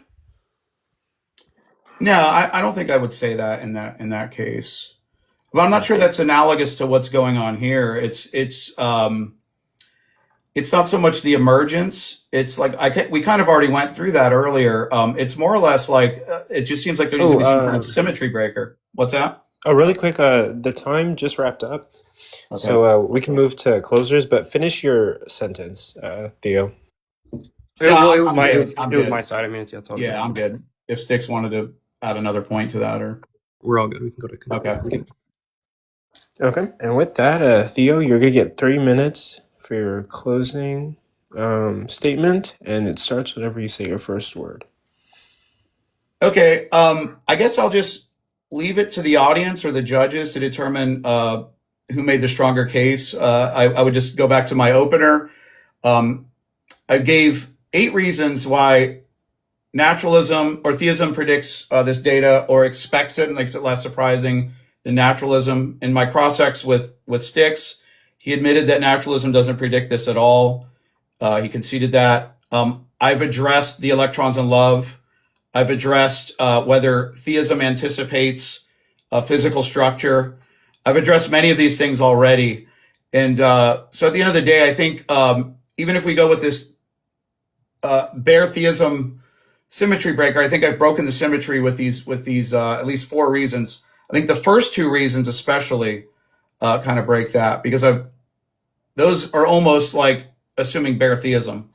And so I'll just leave it to the audience and the judges to figure out whether I've made my case or whether Sticks has actually come against the case I've made and brought it to 0, as he said. And but Sticks, man, I appreciate the engagement, and yeah, for sure. And I'm gonna listen to this when it's done, and I try to learn from everything I do and try to get better at what I'm doing. So, but I appreciate the time, and thanks to the audience, and thank you, Coco, as well. So.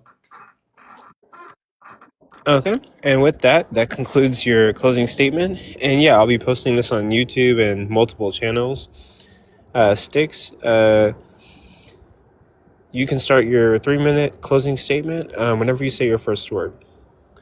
All right, man. Yeah, I just wanted to thank you as well. This is my first formal debate. I kind of just do the little TikTok debates here and there, but it's been fun, and it's been really fun to debate this particular topic.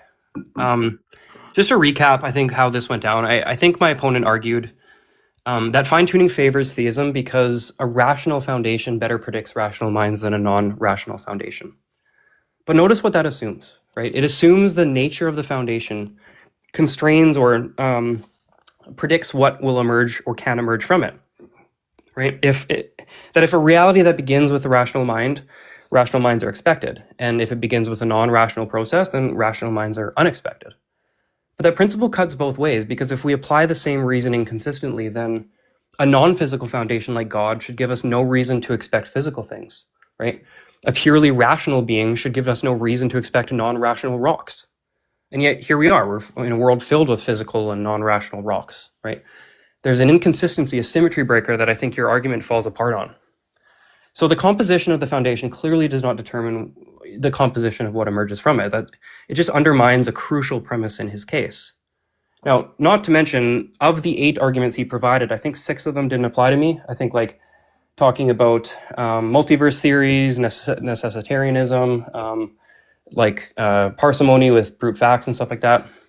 So those 2 arguments that the ontology of the foundation generates novel expectations about what's going to be emerging is what his entire argument is filled on or predicated upon. And I think I've successfully dismantled that. Now, even setting that aside, I think the core issue tonight was not whether theism is compatible with fine-tuning. Of course it is, right? The question was whether fine-tuning favors theism over naturalism. And once we apply the Bayesian reasoning carefully, 2 constraints emerge, right? First, that there's no a priori reason to assign bare design a higher prior probability than naturalism. And second, bare design in of itself makes no novel predictions about this kind of life-permitting universe should obtain rather than any other possible world. And once we recognize that theism is a more specific conjunctive version of bare design about goodness and relational intent and stuff, its prior probability necessarily lowers unless it's independently supported. So from these simple probabilistic facts, it follows that the conditioning on fine-tuning data does not raise the posterior of theism above naturalism. So at best, it leaves us tied. At worst, it favors naturalism. So even if we grant that fine-tuning is consistent with theism, consistency is not preference. And that was the debate question. Does fine-tuning favor theism over naturalism? And given the priors, given the likelihood constraints, given the modal space considerations, and the vast range of metaphysically possible worlds under theism, the answer is no. Fine-tuning does not move the needle in favor of theism. At most, it gets us to 0. So thanks again, guys.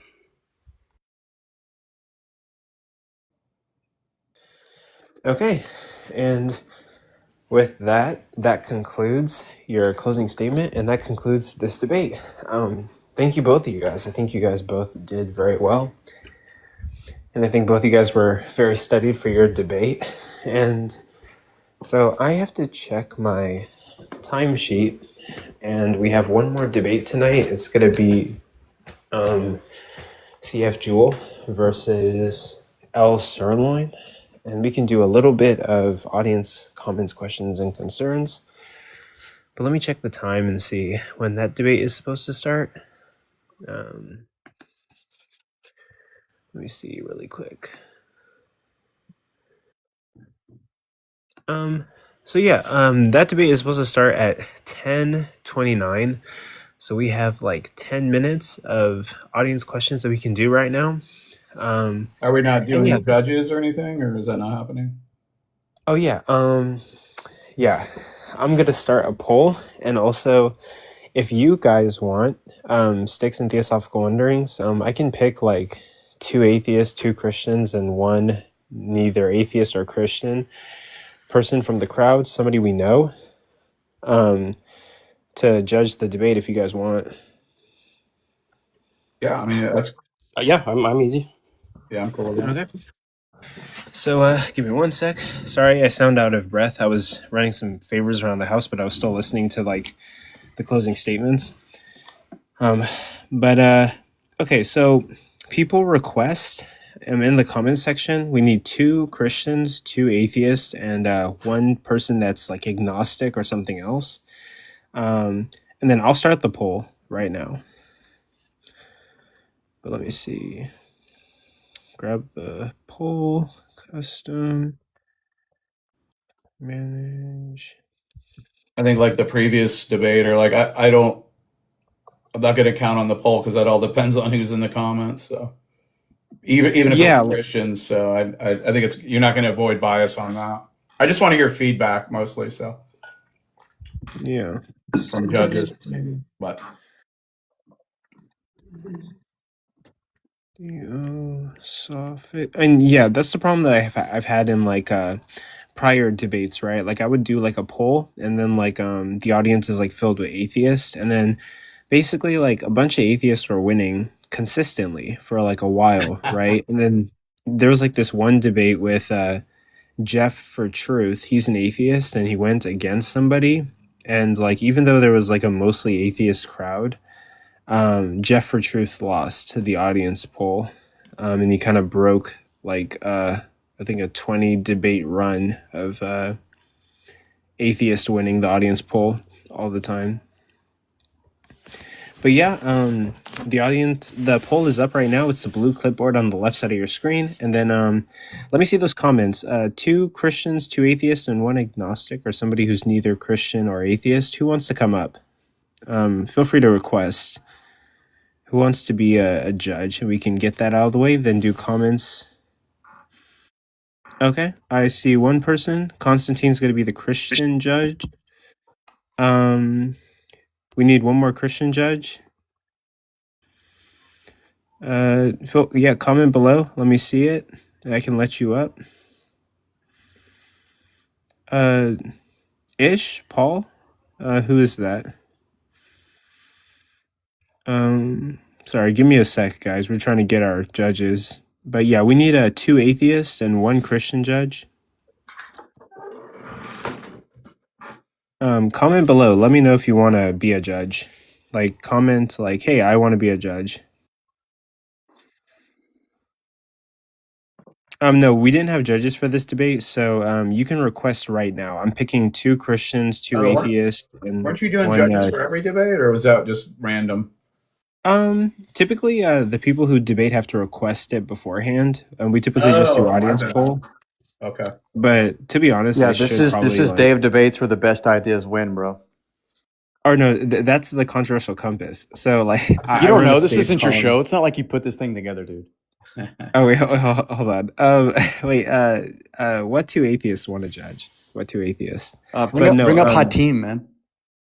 Oh, Hatim, you want to be a judge? Just make him. Just tell him to do it. Just force it.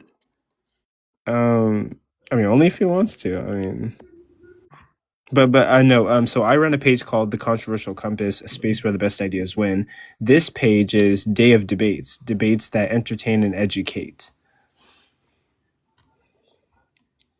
But okay, I'm just gonna I'm gonna. Hope you're doing well. I was just curious, how in depth do you want this to be? Do you just want us to say the name, or? Give a couple critiques or comments on the debate, and I mean, you can make it as short as possible and say who you think won. Hatim, I'm gonna have you be a judge. I'm just gonna pick an atheist because we do have to get going. But who wants to? And then like, I need an agnostic. Do we got any agnostics in there, or anyone who's not Christian or not atheist? Yeah, someone who just suspends judgment on their worldview. We want them up here as a judge so they can not suspend. Like, how's that gonna work? I mean, I'm technically that. Let's see. Oh, Flunser, you want to get up here? Yeah, I'll have you. Yeah, Flunser, get up here. But let's see. I thought I invited him. But Braden. Oh, I was about to say Braden. Yeah, you can come up here. But yeah, we need 1 more atheist and 1 more agnostic, and then we'll be good. And then we can do the judging. Then we can do some audience questions, and then get on to the next debate. But the poll is running right now. It's the blue clipboard on the left side of your screen. But Pokey Bear, do you want to do it? Did you watch the entire debate? Sorry, give us 1 sec. Here, let me see. All right, okay. People are saying bring up equality, so sure. Equality. What's your belief? Identity. I'm an atheist. Okay, cool. And then yeah, we need an agnostic, and we'll be good. We just need 1 person that's like agnostic or like neither Christian or atheist, and then we'll be good. No, is Flinser down there? Yeah, Flinser request. Oh, yep, he requested. Okay, cool. We're good to go. Flinser? Okay. Give me 1 sec. He's connecting. He's like connecting, but he's not quite there yet. Turn on your camera. That'll probably help. But like, point it at like the floor or something, and then because TikTok glitches. So if you just turn on your camera, turn it off, it helps you connect onto the panel.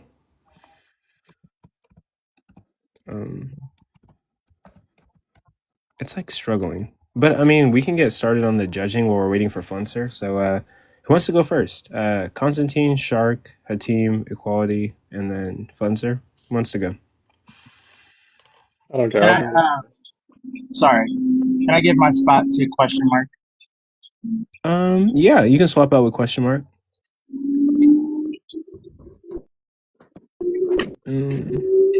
Let's see. Okay. And then I just got the poll results. And then I'm swapping him out with question mark. Who's question mark? Oh, I'm just a team's friend. Oh, question. Okay, so you're an atheist, right? I generally, I lean toward atheism. Oh, are you agnostic leaning towards atheism? I mean, yeah, but I will take a strong atheism position given that, like, I don't know if you experienced this, but if I ever say, well, I'm agnostic atheist, half the time someone starts gibberating, so I just have to pretend I'm a strong atheist. Okay. And then Flenser, I'll invite you back up. Sorry, connection issues. I invited him back up, and then we're good to go. But yeah, if you guys want to start, anyone can go first. Yeah, give your judgment. We have 3 atheists, or what do we have here? We have 2 Christians, so Constantine and Shark, and then we have is Shark? I guess is that the one with the one under me? Yes, Shark is Christian. Okay, got it. Okay. And then Equality is atheist, and Question is atheist. And then Spencer's agnostic leaning towards atheism. Okay. And we're just looking for Flenser.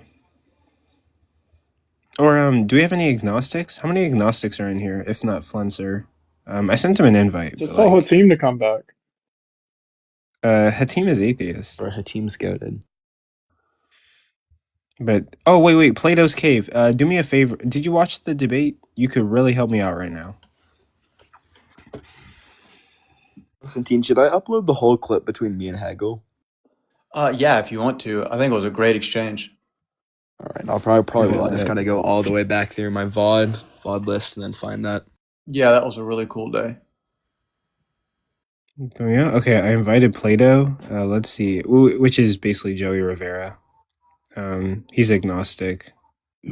Joey Rivera is the agnostic that I would want to be. Like he's the blueprint for like what I'm trying to be. But yeah, Joey, I sent you an invite. Let's see if he like accepts it. But I guess who wants to go first? Oh, well, actually, really quick. Joey, did you watch this debate on the screen all the way?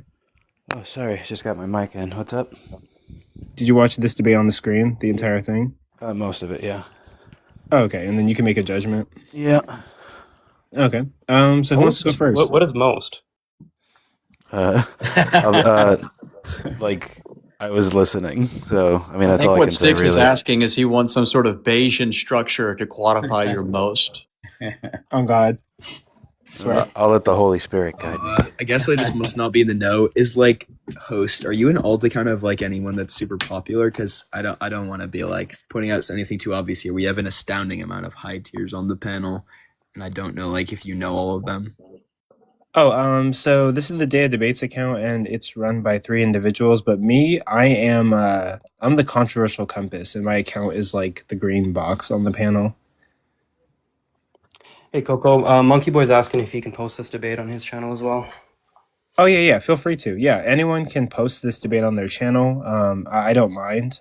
Get it out there. But if you also can, please tag like Day of Debates on YouTube. If you do post it, but yeah, feel free to post it or do whatever. But I guess Constantine, you wanna go first, and then we'll go down to Shark and then everybody else. Yeah, look. So I think both of you brought a distinct strength to the exchange, right? And that definitely showed. Sticks, your preparation was evident from the outset. So, I mean, your command of sources and the structural clarity gave way to a robust argumentation, right? So, and the way you wove the contention of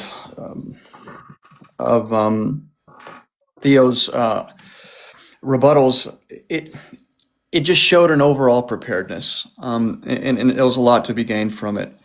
Sticks, I'm through with you now, Theo. At the beginning of the cross exam, he did say that there was no natural explanations. There was no explanatory process. Somehow that got waved away, and you let him up, and that's regretful, because unfortunately, I'm afraid it did cost you in the long run. And once Sticks got his teeth in, it seemed like he was unwilling to let go. With that concession, and I don't even know if we can call it a concession at this point, when he said there was no natural, it doesn't predict anything, we laid that on the table, and then you just slid it off the table. He was able to regain his footing, and then he started sprinting away. I'm not sure if that's a valid. Look, when we make these arguments, if there's any type of mere concession, like a pit bull, you just have to dig into it, and it has to be highlighted to the audience. And I just don't think it was. And so for that reason, I think there was an adequate recovery, and then just to sprint away. I still think that your arguments were great. I think that you represented the faith well. I'm proud to call you a brother in Christ. However, due to the preparation of Styx's presentations and the sophistication on the presentation, I am going to vote, unfortunately, for Styx, and I have to be fair in that prognosis. Okay. That's fine. Can I respond to some of that real quick? Make it quick. It'll be quick. Hey, that's fair, man. That's fair. The only thing I would say, Constantine, is like a concession is a concession. Like I highlighted it. I asked him several times, and it's like, I think what you're talking about is like rhetorically, performatively, which I don't care about that. Like in my mind, he conceded, and that's it. And I just don't know why you let him up, Theo. I don't know why. What else was I supposed to do to him? He said it. I asked him several times. Anyways, can I respond to that too? It seems unfair that. Yeah, me. I'm going to make it one sentence. Yeah, look, conceding that naturalism doesn't predict a particular thing that emerges from it is not a concession that theism is more favorable over naturalism. That's not the debate. The debate is whether or not theism is more preferred given the fine-tuning data. If it doesn't predict, it's not preferred. Right, but his doesn't either. That's my If it That's doesn't what I showed. predict, You it's guys not are just preferred. you guys are Theo, just let taking that all my go. feedback, man. Dang. Yeah. I really don't know what to say now. They just did like that. Everything that I was going to say. If they it said doesn't right? predict, it's not preferred. Somehow that was swept off the table, and Styx was allowed to sprint down the field with the ball. Would it just not be it's not swept. It's recorded even though forever. it could just be the Are we case just that both talking now? hypotheses don't. Are we just talking now? Are we just talking now? We do have to get to the judges, to respect people's time. Yeah, go ahead. Okay. But go ahead, sorry. So, I think, first of all, I'm going to glaze a little bit. I think Styx is one of the most sincere and formidable individuals on this app. Theo, I second what Constantine said. Even if you just focus rhetorically, you let him go, and I think linguistically you started speaking his language in the second cross exam, and I think that Styx could just, and I think he is saying this now, is that he can just say that they both have zero predictability scale. So does fine-tuning favor theism over naturalism? No, they equally predict nothing, right? So he would still win on that. So unfortunately, I think Styx won. Okay. 2 for Styx. Plato, you want to go?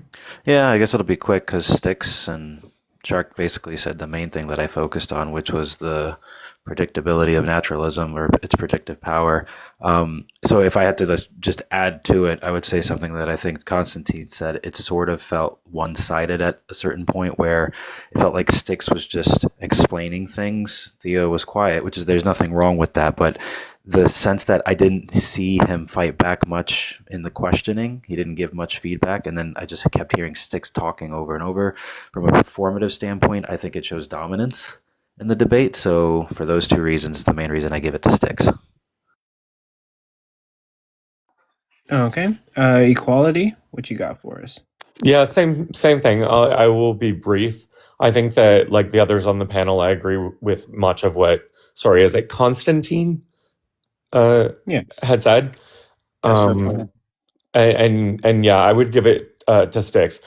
Theo seemed to. I would actually agree with what Constantine said about his first cross-examination. His greatest strength wasn't at the very beginning when he almost tried to just get Styx to just accept his P2, and Styx more than once kind of said, "But under my worldview, I wouldn't have to accept that."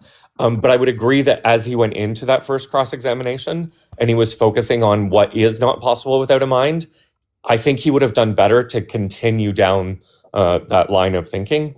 But the couple of main reasons that I would give it to Styx is there were definitely a couple of points later that Theo seemed to misunderstand, almost like the opening line of does fine-tuning favor theism? So, it's not just possible, it favors it. And I would agree too with what I think Plato just said, that at some point closer to the end, it almost stopped being a debate and just kind of became like the class of Styx, and we were all just kind of learning. That's it. Okay. So you're voting Styx, right? Correct. All right. And then a question. What you got for us? I mean, unfortunately, it's always fun to try and play devil's advocate, but I don't really want to just go against the crowd just to. I'm gonna have to say I agree with all the other judges' responses. Now, one little thing I want to say is that I think it was Shark who said that, I don't remember, that yes, they can just both expect fine-tuning at 0, so they're not going to favor it over each other. So even if fine-tuning is expected 0 under naturalism and it's also expected 0 under theism, it's not really conceding the debate. It's just saying they don't expect it at all. But yeah, I'm going to have to give it to Styx all the other judges did. Okay. With that, I think both contestants did a very good job. We're very studied. And Amazing job. Amazing job. Yeah, we're quoting stuff that I was new to, right? But Styx, congratulations on your win with a 5/5 judge vote. And absolutely. And tomorrow I will be posting the audience votes for all of the debates, but congratulations. And we'll be posting that later. A real quick announcement, and then we'll do a little bit of Q&A. But I think what I'm probably going to do for the last debate is we sort of did go over time a little bit. So the next debate was supposed to be this one. A creator is necessary for our universe. But I think what I'm going to do is push this debate to next Friday. See if Joel is okay with it. But Else or Loin, if you're in here, sorry for the inconvenience, but is it possible that we could do your debate next Friday? Definitely an earlier time, probably 6 or 7, because there won't be any other debates on the docket. But we just ran over a little bit, and then we'll just do audience comments, questions, and concerns. But yeah, sorry about that. But yeah, we'll get to comments, questions, and concerns, and then we'll just call it a night.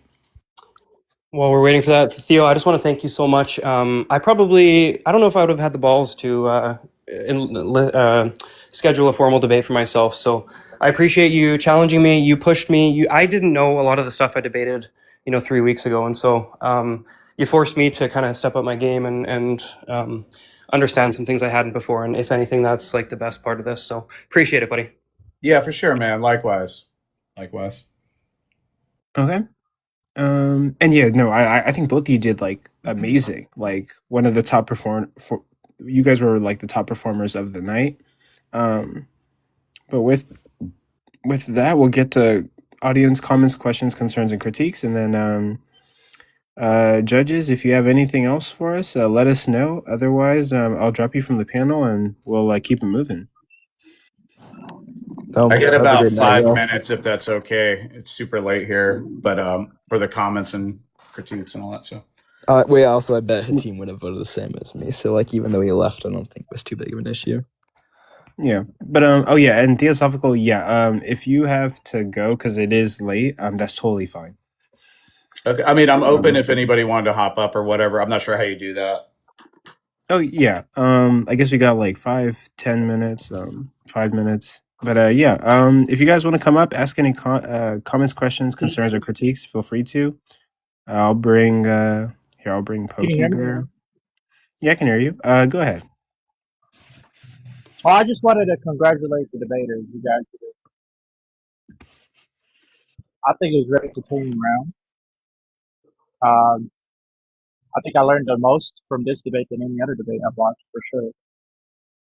And I think you guys did well rhetorically on both ends. I do think something that stuck out to me, like things that stick out to the audience, I think, are like the dagger questions. I think Sticks had a dagger. I was curious on Sticks why that kind of question wasn't levied earlier, like the bare theism question, about what do you expect. Yeah, I mean, it was kind of. Here's the thing with Bayesian inferences. This is not an easy domain to understand, and if you're not looking at the arithmetic, if you're not understanding kind of like the conjunctive penalties, the implications of like the likelihoods and the constraints and all these things, it's kind of difficult to wrap your head around. And so I was trying to keep it intuitive for the audience as well, and to not get too caught up in the deep Bayes stuff. But that was a critical point, and yeah, maybe I should have introduced it a little earlier.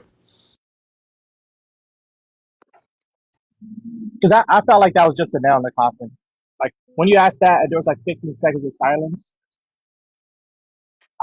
I, I was all over the comments like, "Whoa, what's going on?" And Theo, how were you feeling when you were asked that question? Which one was it? What were your thought process? Which question was it? I forgot what it was. Specifically about the bare designer Sticks. What was it? Do you remember?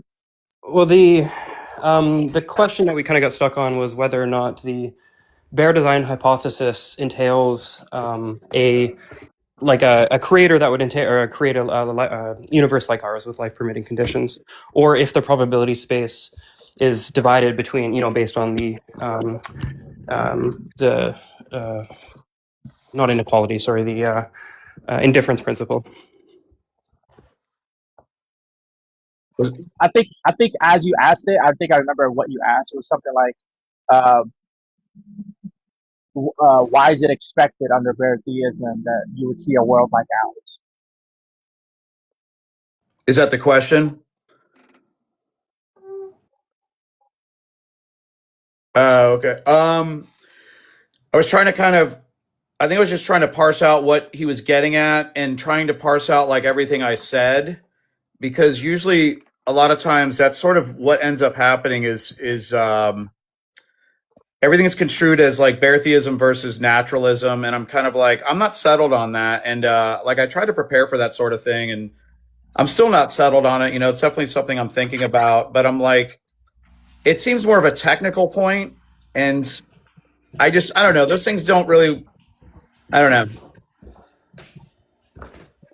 I'm definitely going to review that and just think more about it, but I don't know. I think some material too, Theo.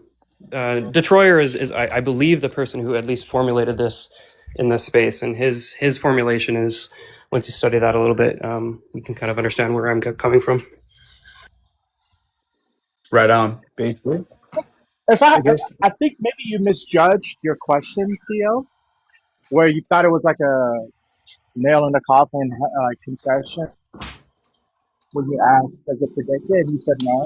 The point is that just because he doesn't predict it, it doesn't mean that for your case that it would be better preferred, right? You could be both dispreferred on both ends. So maybe that like miscalculation, because maybe that if you didn't miscalculate that like that question was going to be a nail, maybe you would have strategized differently about what you were going to say later on. Because I think maybe that might have been like your number one mistake in the debate, like the overconfidence from that question. Base. One question. Okay. Go ahead, Forrest. You're next. Sticks, was this revenge for the Olympics? Can you drop this guy, please? Forrest is always making that would jokes. Be very inappropriate, and I'm going to tell you why right now. Okay. He's talking about America winning in the Olympics and Sticks from Canada. Yeah. Talking about the hockey. Honestly, I wish Canada won with how MAGA they are. America was crazy. But Sean, you got anything for us? I just had I had a question, and if it was explained earlier in the debate, I only caught the back end of it, so I apologize if it was explained before. But I hadn't studied Bayesian probabilities before, but I was able to pick up on what Stix was explaining. Basically, if you establish that a Schmurder happened, there's a 49% chance it's male, assuming that's the gender makeup or what have you. But then if it's a male and a blonde, you kind of cut it down or what have you. For both, actually, how do you establish, if my understanding is correct, if it's not, please let me know. How do you establish Bayesian probability with something that has zero priors? I would just be interested to know that. So when you're doing prior assignment, you typically invoke like the principle of indifference. So bare design and naturalism have the same explanatory power, and the like a priori antecedent probability is just distributed at least 50-50. So that's the prior, but the second constraint, actually, on the likelihood, is actually the one my opponent should have pressed on. But the probability of seeing life given bare design does not exceed the probability of life given naturalism. And the motivation for that is just that a bare designer doesn't tell us anything about the intentions or motivations or disposition of the designer, and so we can't generate any novel expectations about the type of world that would obtain. And same thing with naturalism. Naturalism doesn't tell you what's going to obtain. It is the explanation of the nomological laws, I guess. Now, it follows then just from those two constraints, just through transitivity and Bayes' theorem, that the posterior on the conjunction of design plus additional considerations is less than or equal to naturalism. So I don't know how else. It's tough. I'd probably have to send you like the formulation if. Yeah, I'll look it up myself. My question, I have a question about this, is like, why don't we add conjuncts to naturalism? It's not like contentless. Well, so naturalism is just the thesis that things are naturally in causal relation with one another. What kind of conjuncts does naturalism entail? Seems like it would be. There's like I don't know. There's some kind of causal power happening. There are. I don't know. I'd have to take some time to think about it. But it seems like it's not just this simple thing. There's definitely like features to it.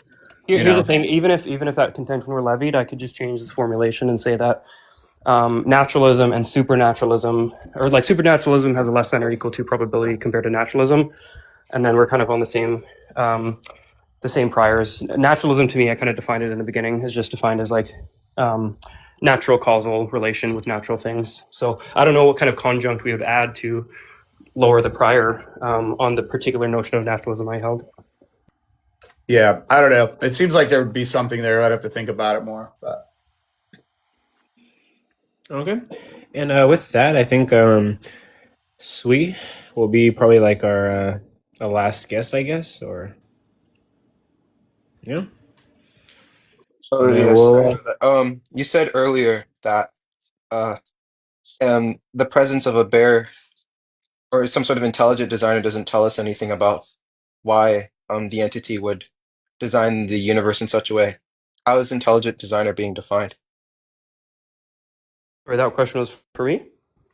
Yeah. Yeah, I mean, intelligent designer is just going to be like the God that's in question, right? The question here is like, does fine-tuning favor theism over naturalism? Theism is a subset of a bare designer, and when we define a bare designer, we're just saying that it's like a mind that created the universe. And so any additional conjunctive propositions that we add onto that that are not like analytically entailed by the background data would suffer from a conjunctive inequality penalty. Okay. And you don't think you don't think a reason for why the universe was designed this way could be that some sort of pro tanto reason. It could be some sort of pro tanto reason for the emergence of conscious beings, which allows for them to have rights and agency. Sorry, was that for me? I didn't really get the question there. Yeah, I was just asking you don't think the reason why it would be expected under the bare design hypothesis is because life permitting conditions would give rise to conscious entities. Yeah. And that could serve as a pro tanto reason as to why the Well, intelligent designer. I just don't think the background data on bare designers entail that it would want, like, it could be the case that a bare designer just wants electrons to exist for reasons beyond our understanding. If we don't add any motivation or disposition of the designer, then we have no reason to believe it's going to instantiate any world or obtain any world. I don't think it would have to be entailed. It just would have to be more likely. But why would it be? Yeah, like what about that type of designer would be more likely compared to a designer that just wants electrons or just wants like infinite, I don't know, universes that don't actually have any like stable matter? Because presumably, you would want to say that conscious entity. Well, I'm not too sure if you hold to this view, but I don't think it's contentious to say that conscious entities are intrinsically good. Or conscious entities are intrinsically good. Or just being a conscious entity is intrinsically good.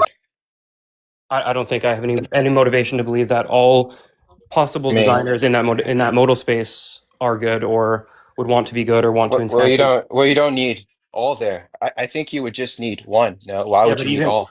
Well, honestly, the constraint on the prior actually is the least contentious or the least problematic constraint I had. I could actually grant some of these contentions and it would still go. So I don't know. I mean, if you're adding any conjunctive proposition that's not analytically entailed by the background data, and I don't think the proposition, this God wants a relationship or wants a certain type of universe is analytically entailed. That's conjunctive. Let me ask you, Sticks, real quick. What do you mean by analytically entailed by the background data? Yeah, so like a mind is a broad hypothesis, right? A mind that created the universe. There's no information about what it wants or its disposition or anything like that. So like back to my murder example, like. But I kind of posited theism. I kind of gave something more robust than just a mind. That's exactly the problem, though, is that theism is a subset of bare design, and that's why it faces the conjunctive proposition penalty. Hey, Sticks, maybe it'd be helpful to give examples of what we do expect from like bare theism. You can't expect anything. This is kind of the contention. Couldn't you at least expect thinking? All we can expect to emerge from a designer is a design. And we don't have to say you can expect value because it's not going to design something it doesn't value or want. Well, yeah, but then we're kind of at square zero because maybe it wants a universe that doesn't have like permitting conditions or a universe that just is electrons. Like we have no reason to assume the type of universe it would want. We're kind of baking in the predicate or the conjunctive that it designs. That's kind of the whole point. But bare theism makes absolutely no novel predictions about what world would obtain. Not any specific ones, right? But what I'm just talking about, like, to help them understand about like what's analytically entailed. Yeah, let me give you an example. So in like a murderer example, it would just be analytically entailed that the murderer, if the background data says that it was a murder, the murderer was alive. Like dead murderers don't kill people. So it would just be analytically entailed. So that conjunctive proposition wouldn't be penalized in the same way that like a blonde murderer would, because not all murderers are blonde, right? The same way that not all designers want a universe like ours. This sort of goes back to, this is the thing I'm struggling with. It seems like I'm not sure whether every conjunct, like earlier you said that they don't need to be analytically entailed, because it's kind of like, I don't think any hypothesis analytically entails the data it explains. Like it never works like that. You know what I'm saying? So it's based on the background data. If the background data is that it tells us something about the hypothesis, then yeah, that's not suffering from a conjunctive proposition. But there's nothing about the universe was designed by a mind that entails that it was designed by a mind who wants a universe like ours. But I mean, I already gave reasons for that, and I don't think it would have to be some sort of analytical entailment. Yeah, respectfully, that's exactly these reasons are conjunctive propositions. I don't know.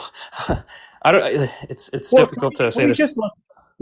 Even if it's good, right, to want life, or even if it's good to have life, or if life is good intrinsically, why would we think that the bare designer is something that wants good things?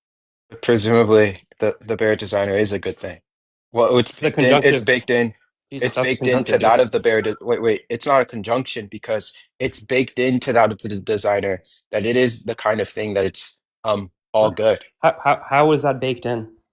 That's not bare design, bro. I guess. How does bare design entail goodness? The thing I'm struggling with, it almost seems like we can't ever define theism beyond this idea of bare design? Like, what about like classical theism? What about the omnitheism?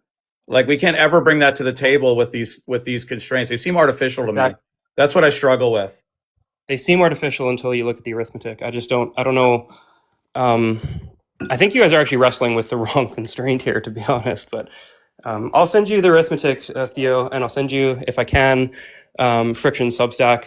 It might help you Go understand for it. it. Yeah, I definitely want to look at that. I actually have some like philosophy professor friends. I know one that's like specializes in Bayes. I want him to hear this and get his opinion on it and see what he obviously I don't know a ton about Bayes. I kind of have a cursory, look. I had a cursory look into it, but I just want to kind of see what he thinks about all of this and just the flow. So it's Tim McGrew, by the way. So Okay, guys, I can't stay on much longer. It's getting a little late for me. I gotta go too. It's super late. Hey, Sticks, man, I appreciate it. Always trying to get better. So hey, I view debate kind of like chess. Even if you lose, it's still a fun game. So heck yeah, yeah. We'll chat. I'm sure I'll see you around.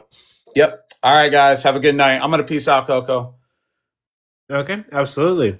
With that, I'll close up, give my final statements, and then I'll shut down the live, and I'll stay up and edit these debates so I can post them on YouTube. Coco. But there's a lot of work to do all this, buddy. Appreciate it. Oh yeah, it takes like a lot of work, but also like I love what I do. But yeah, it can be tiring sometimes. Yeah, thank you guys for being part of my community and like debating in like my debate events. I can't do this without the people who debate and me myself debating and everyone who supports. Thanks. So I guess Sticks, I have a question. Dude, I'm not doing. Sorry. Oh, go ahead, Katium. Yeah. Oh wait. All right. Could you possibly DM him? No. Or send it his DMs? Or I mean, unless you guys want to finish up, yeah, you can.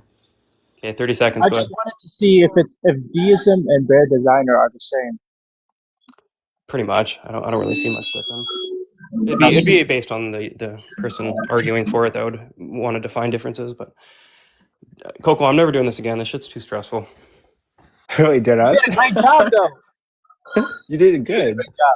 I want to see you with someone else now. People want to see you debate more people. Bro, it was like seeing a double leg slam on top of somebody's head when you asked the question, bro. I was like, oh, stop. Let him get up. All right, thanks, guys. We'll catch you around. Yeah, we'll see you around. And so, there we go. But with that, I guess I always do this after every event that I host. I give some final comments, and this is for anybody who wants to stick around to the last moments. I just warmed up some Popeyes in my kitchen, some leftovers. I'm about to go to my room. But ultimately, thank you guys for being here. Thank you for the people who debated. I can't do this project without the people who debate on my platform and give me a chance. It's a privilege to be able to host very intelligent and great minds. So I genuinely appreciate it. Even though I don't get along with all the moderators, there have been some falling out, some enemies, some friendships that have been shattered. I appreciate the moderators who, use their powers accordingly and manage the live and do a good job. I'm friends with a lot of them, and some of them hate my guts. Literally,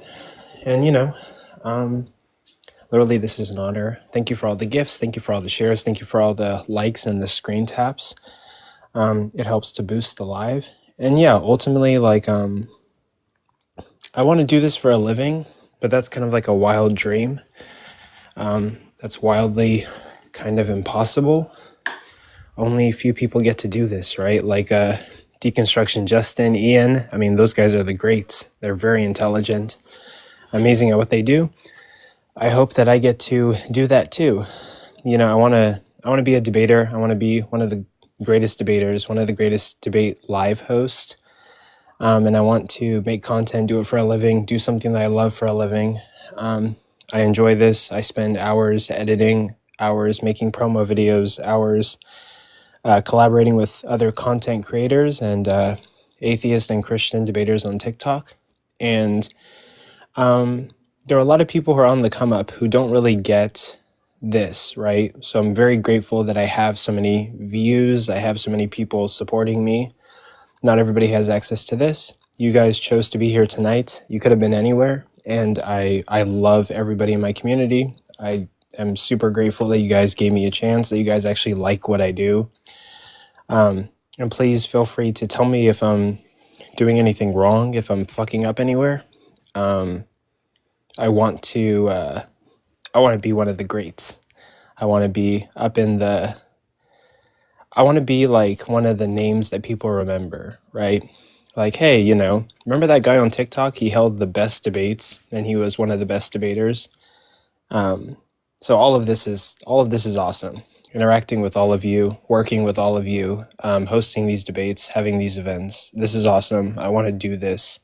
I love this. And that's all I got to say. You know, I can't do this without you. So thank you immensely for giving me a chance, for being here, for commenting, and for loving the projects that I put out and put so much effort into. And I guess with that, that's kind of like my final words. And also, like, the comments were making me laugh throughout the entire debate event. The comments were incredibly... You guys were killing me, bro. The comments were funny as fuck. But with that, thank you guys. This is Day of Debates. Debates that entertain and educate. This is a project being contributed to by me, AR1115, and OG Kylo. And as for who I am Mr. Coco of the Controversial Compass. My profile is up here on the panel. I host debates, I debate people. I hope to one day make that thing a company, the Controversial Compass, a space where only the best ideas win. And with that, good night, everybody. And I love all of you. I love our community of Christians, atheists, debaters, philosophers, conversators. Remember, every single one of you is bright. Every single one of you has something to offer. And it is an honor for me to host a space where I get to see the amazing input that you guys give to the world. I get to see the sparkle in your eyes, and you guys teach me so much, and maybe I teach you guys some things, and it's an honor to be around you guys. Never forget, everybody that's watching, that you have something to contribute to the world. You have something. The world needs you. The world wants you, right?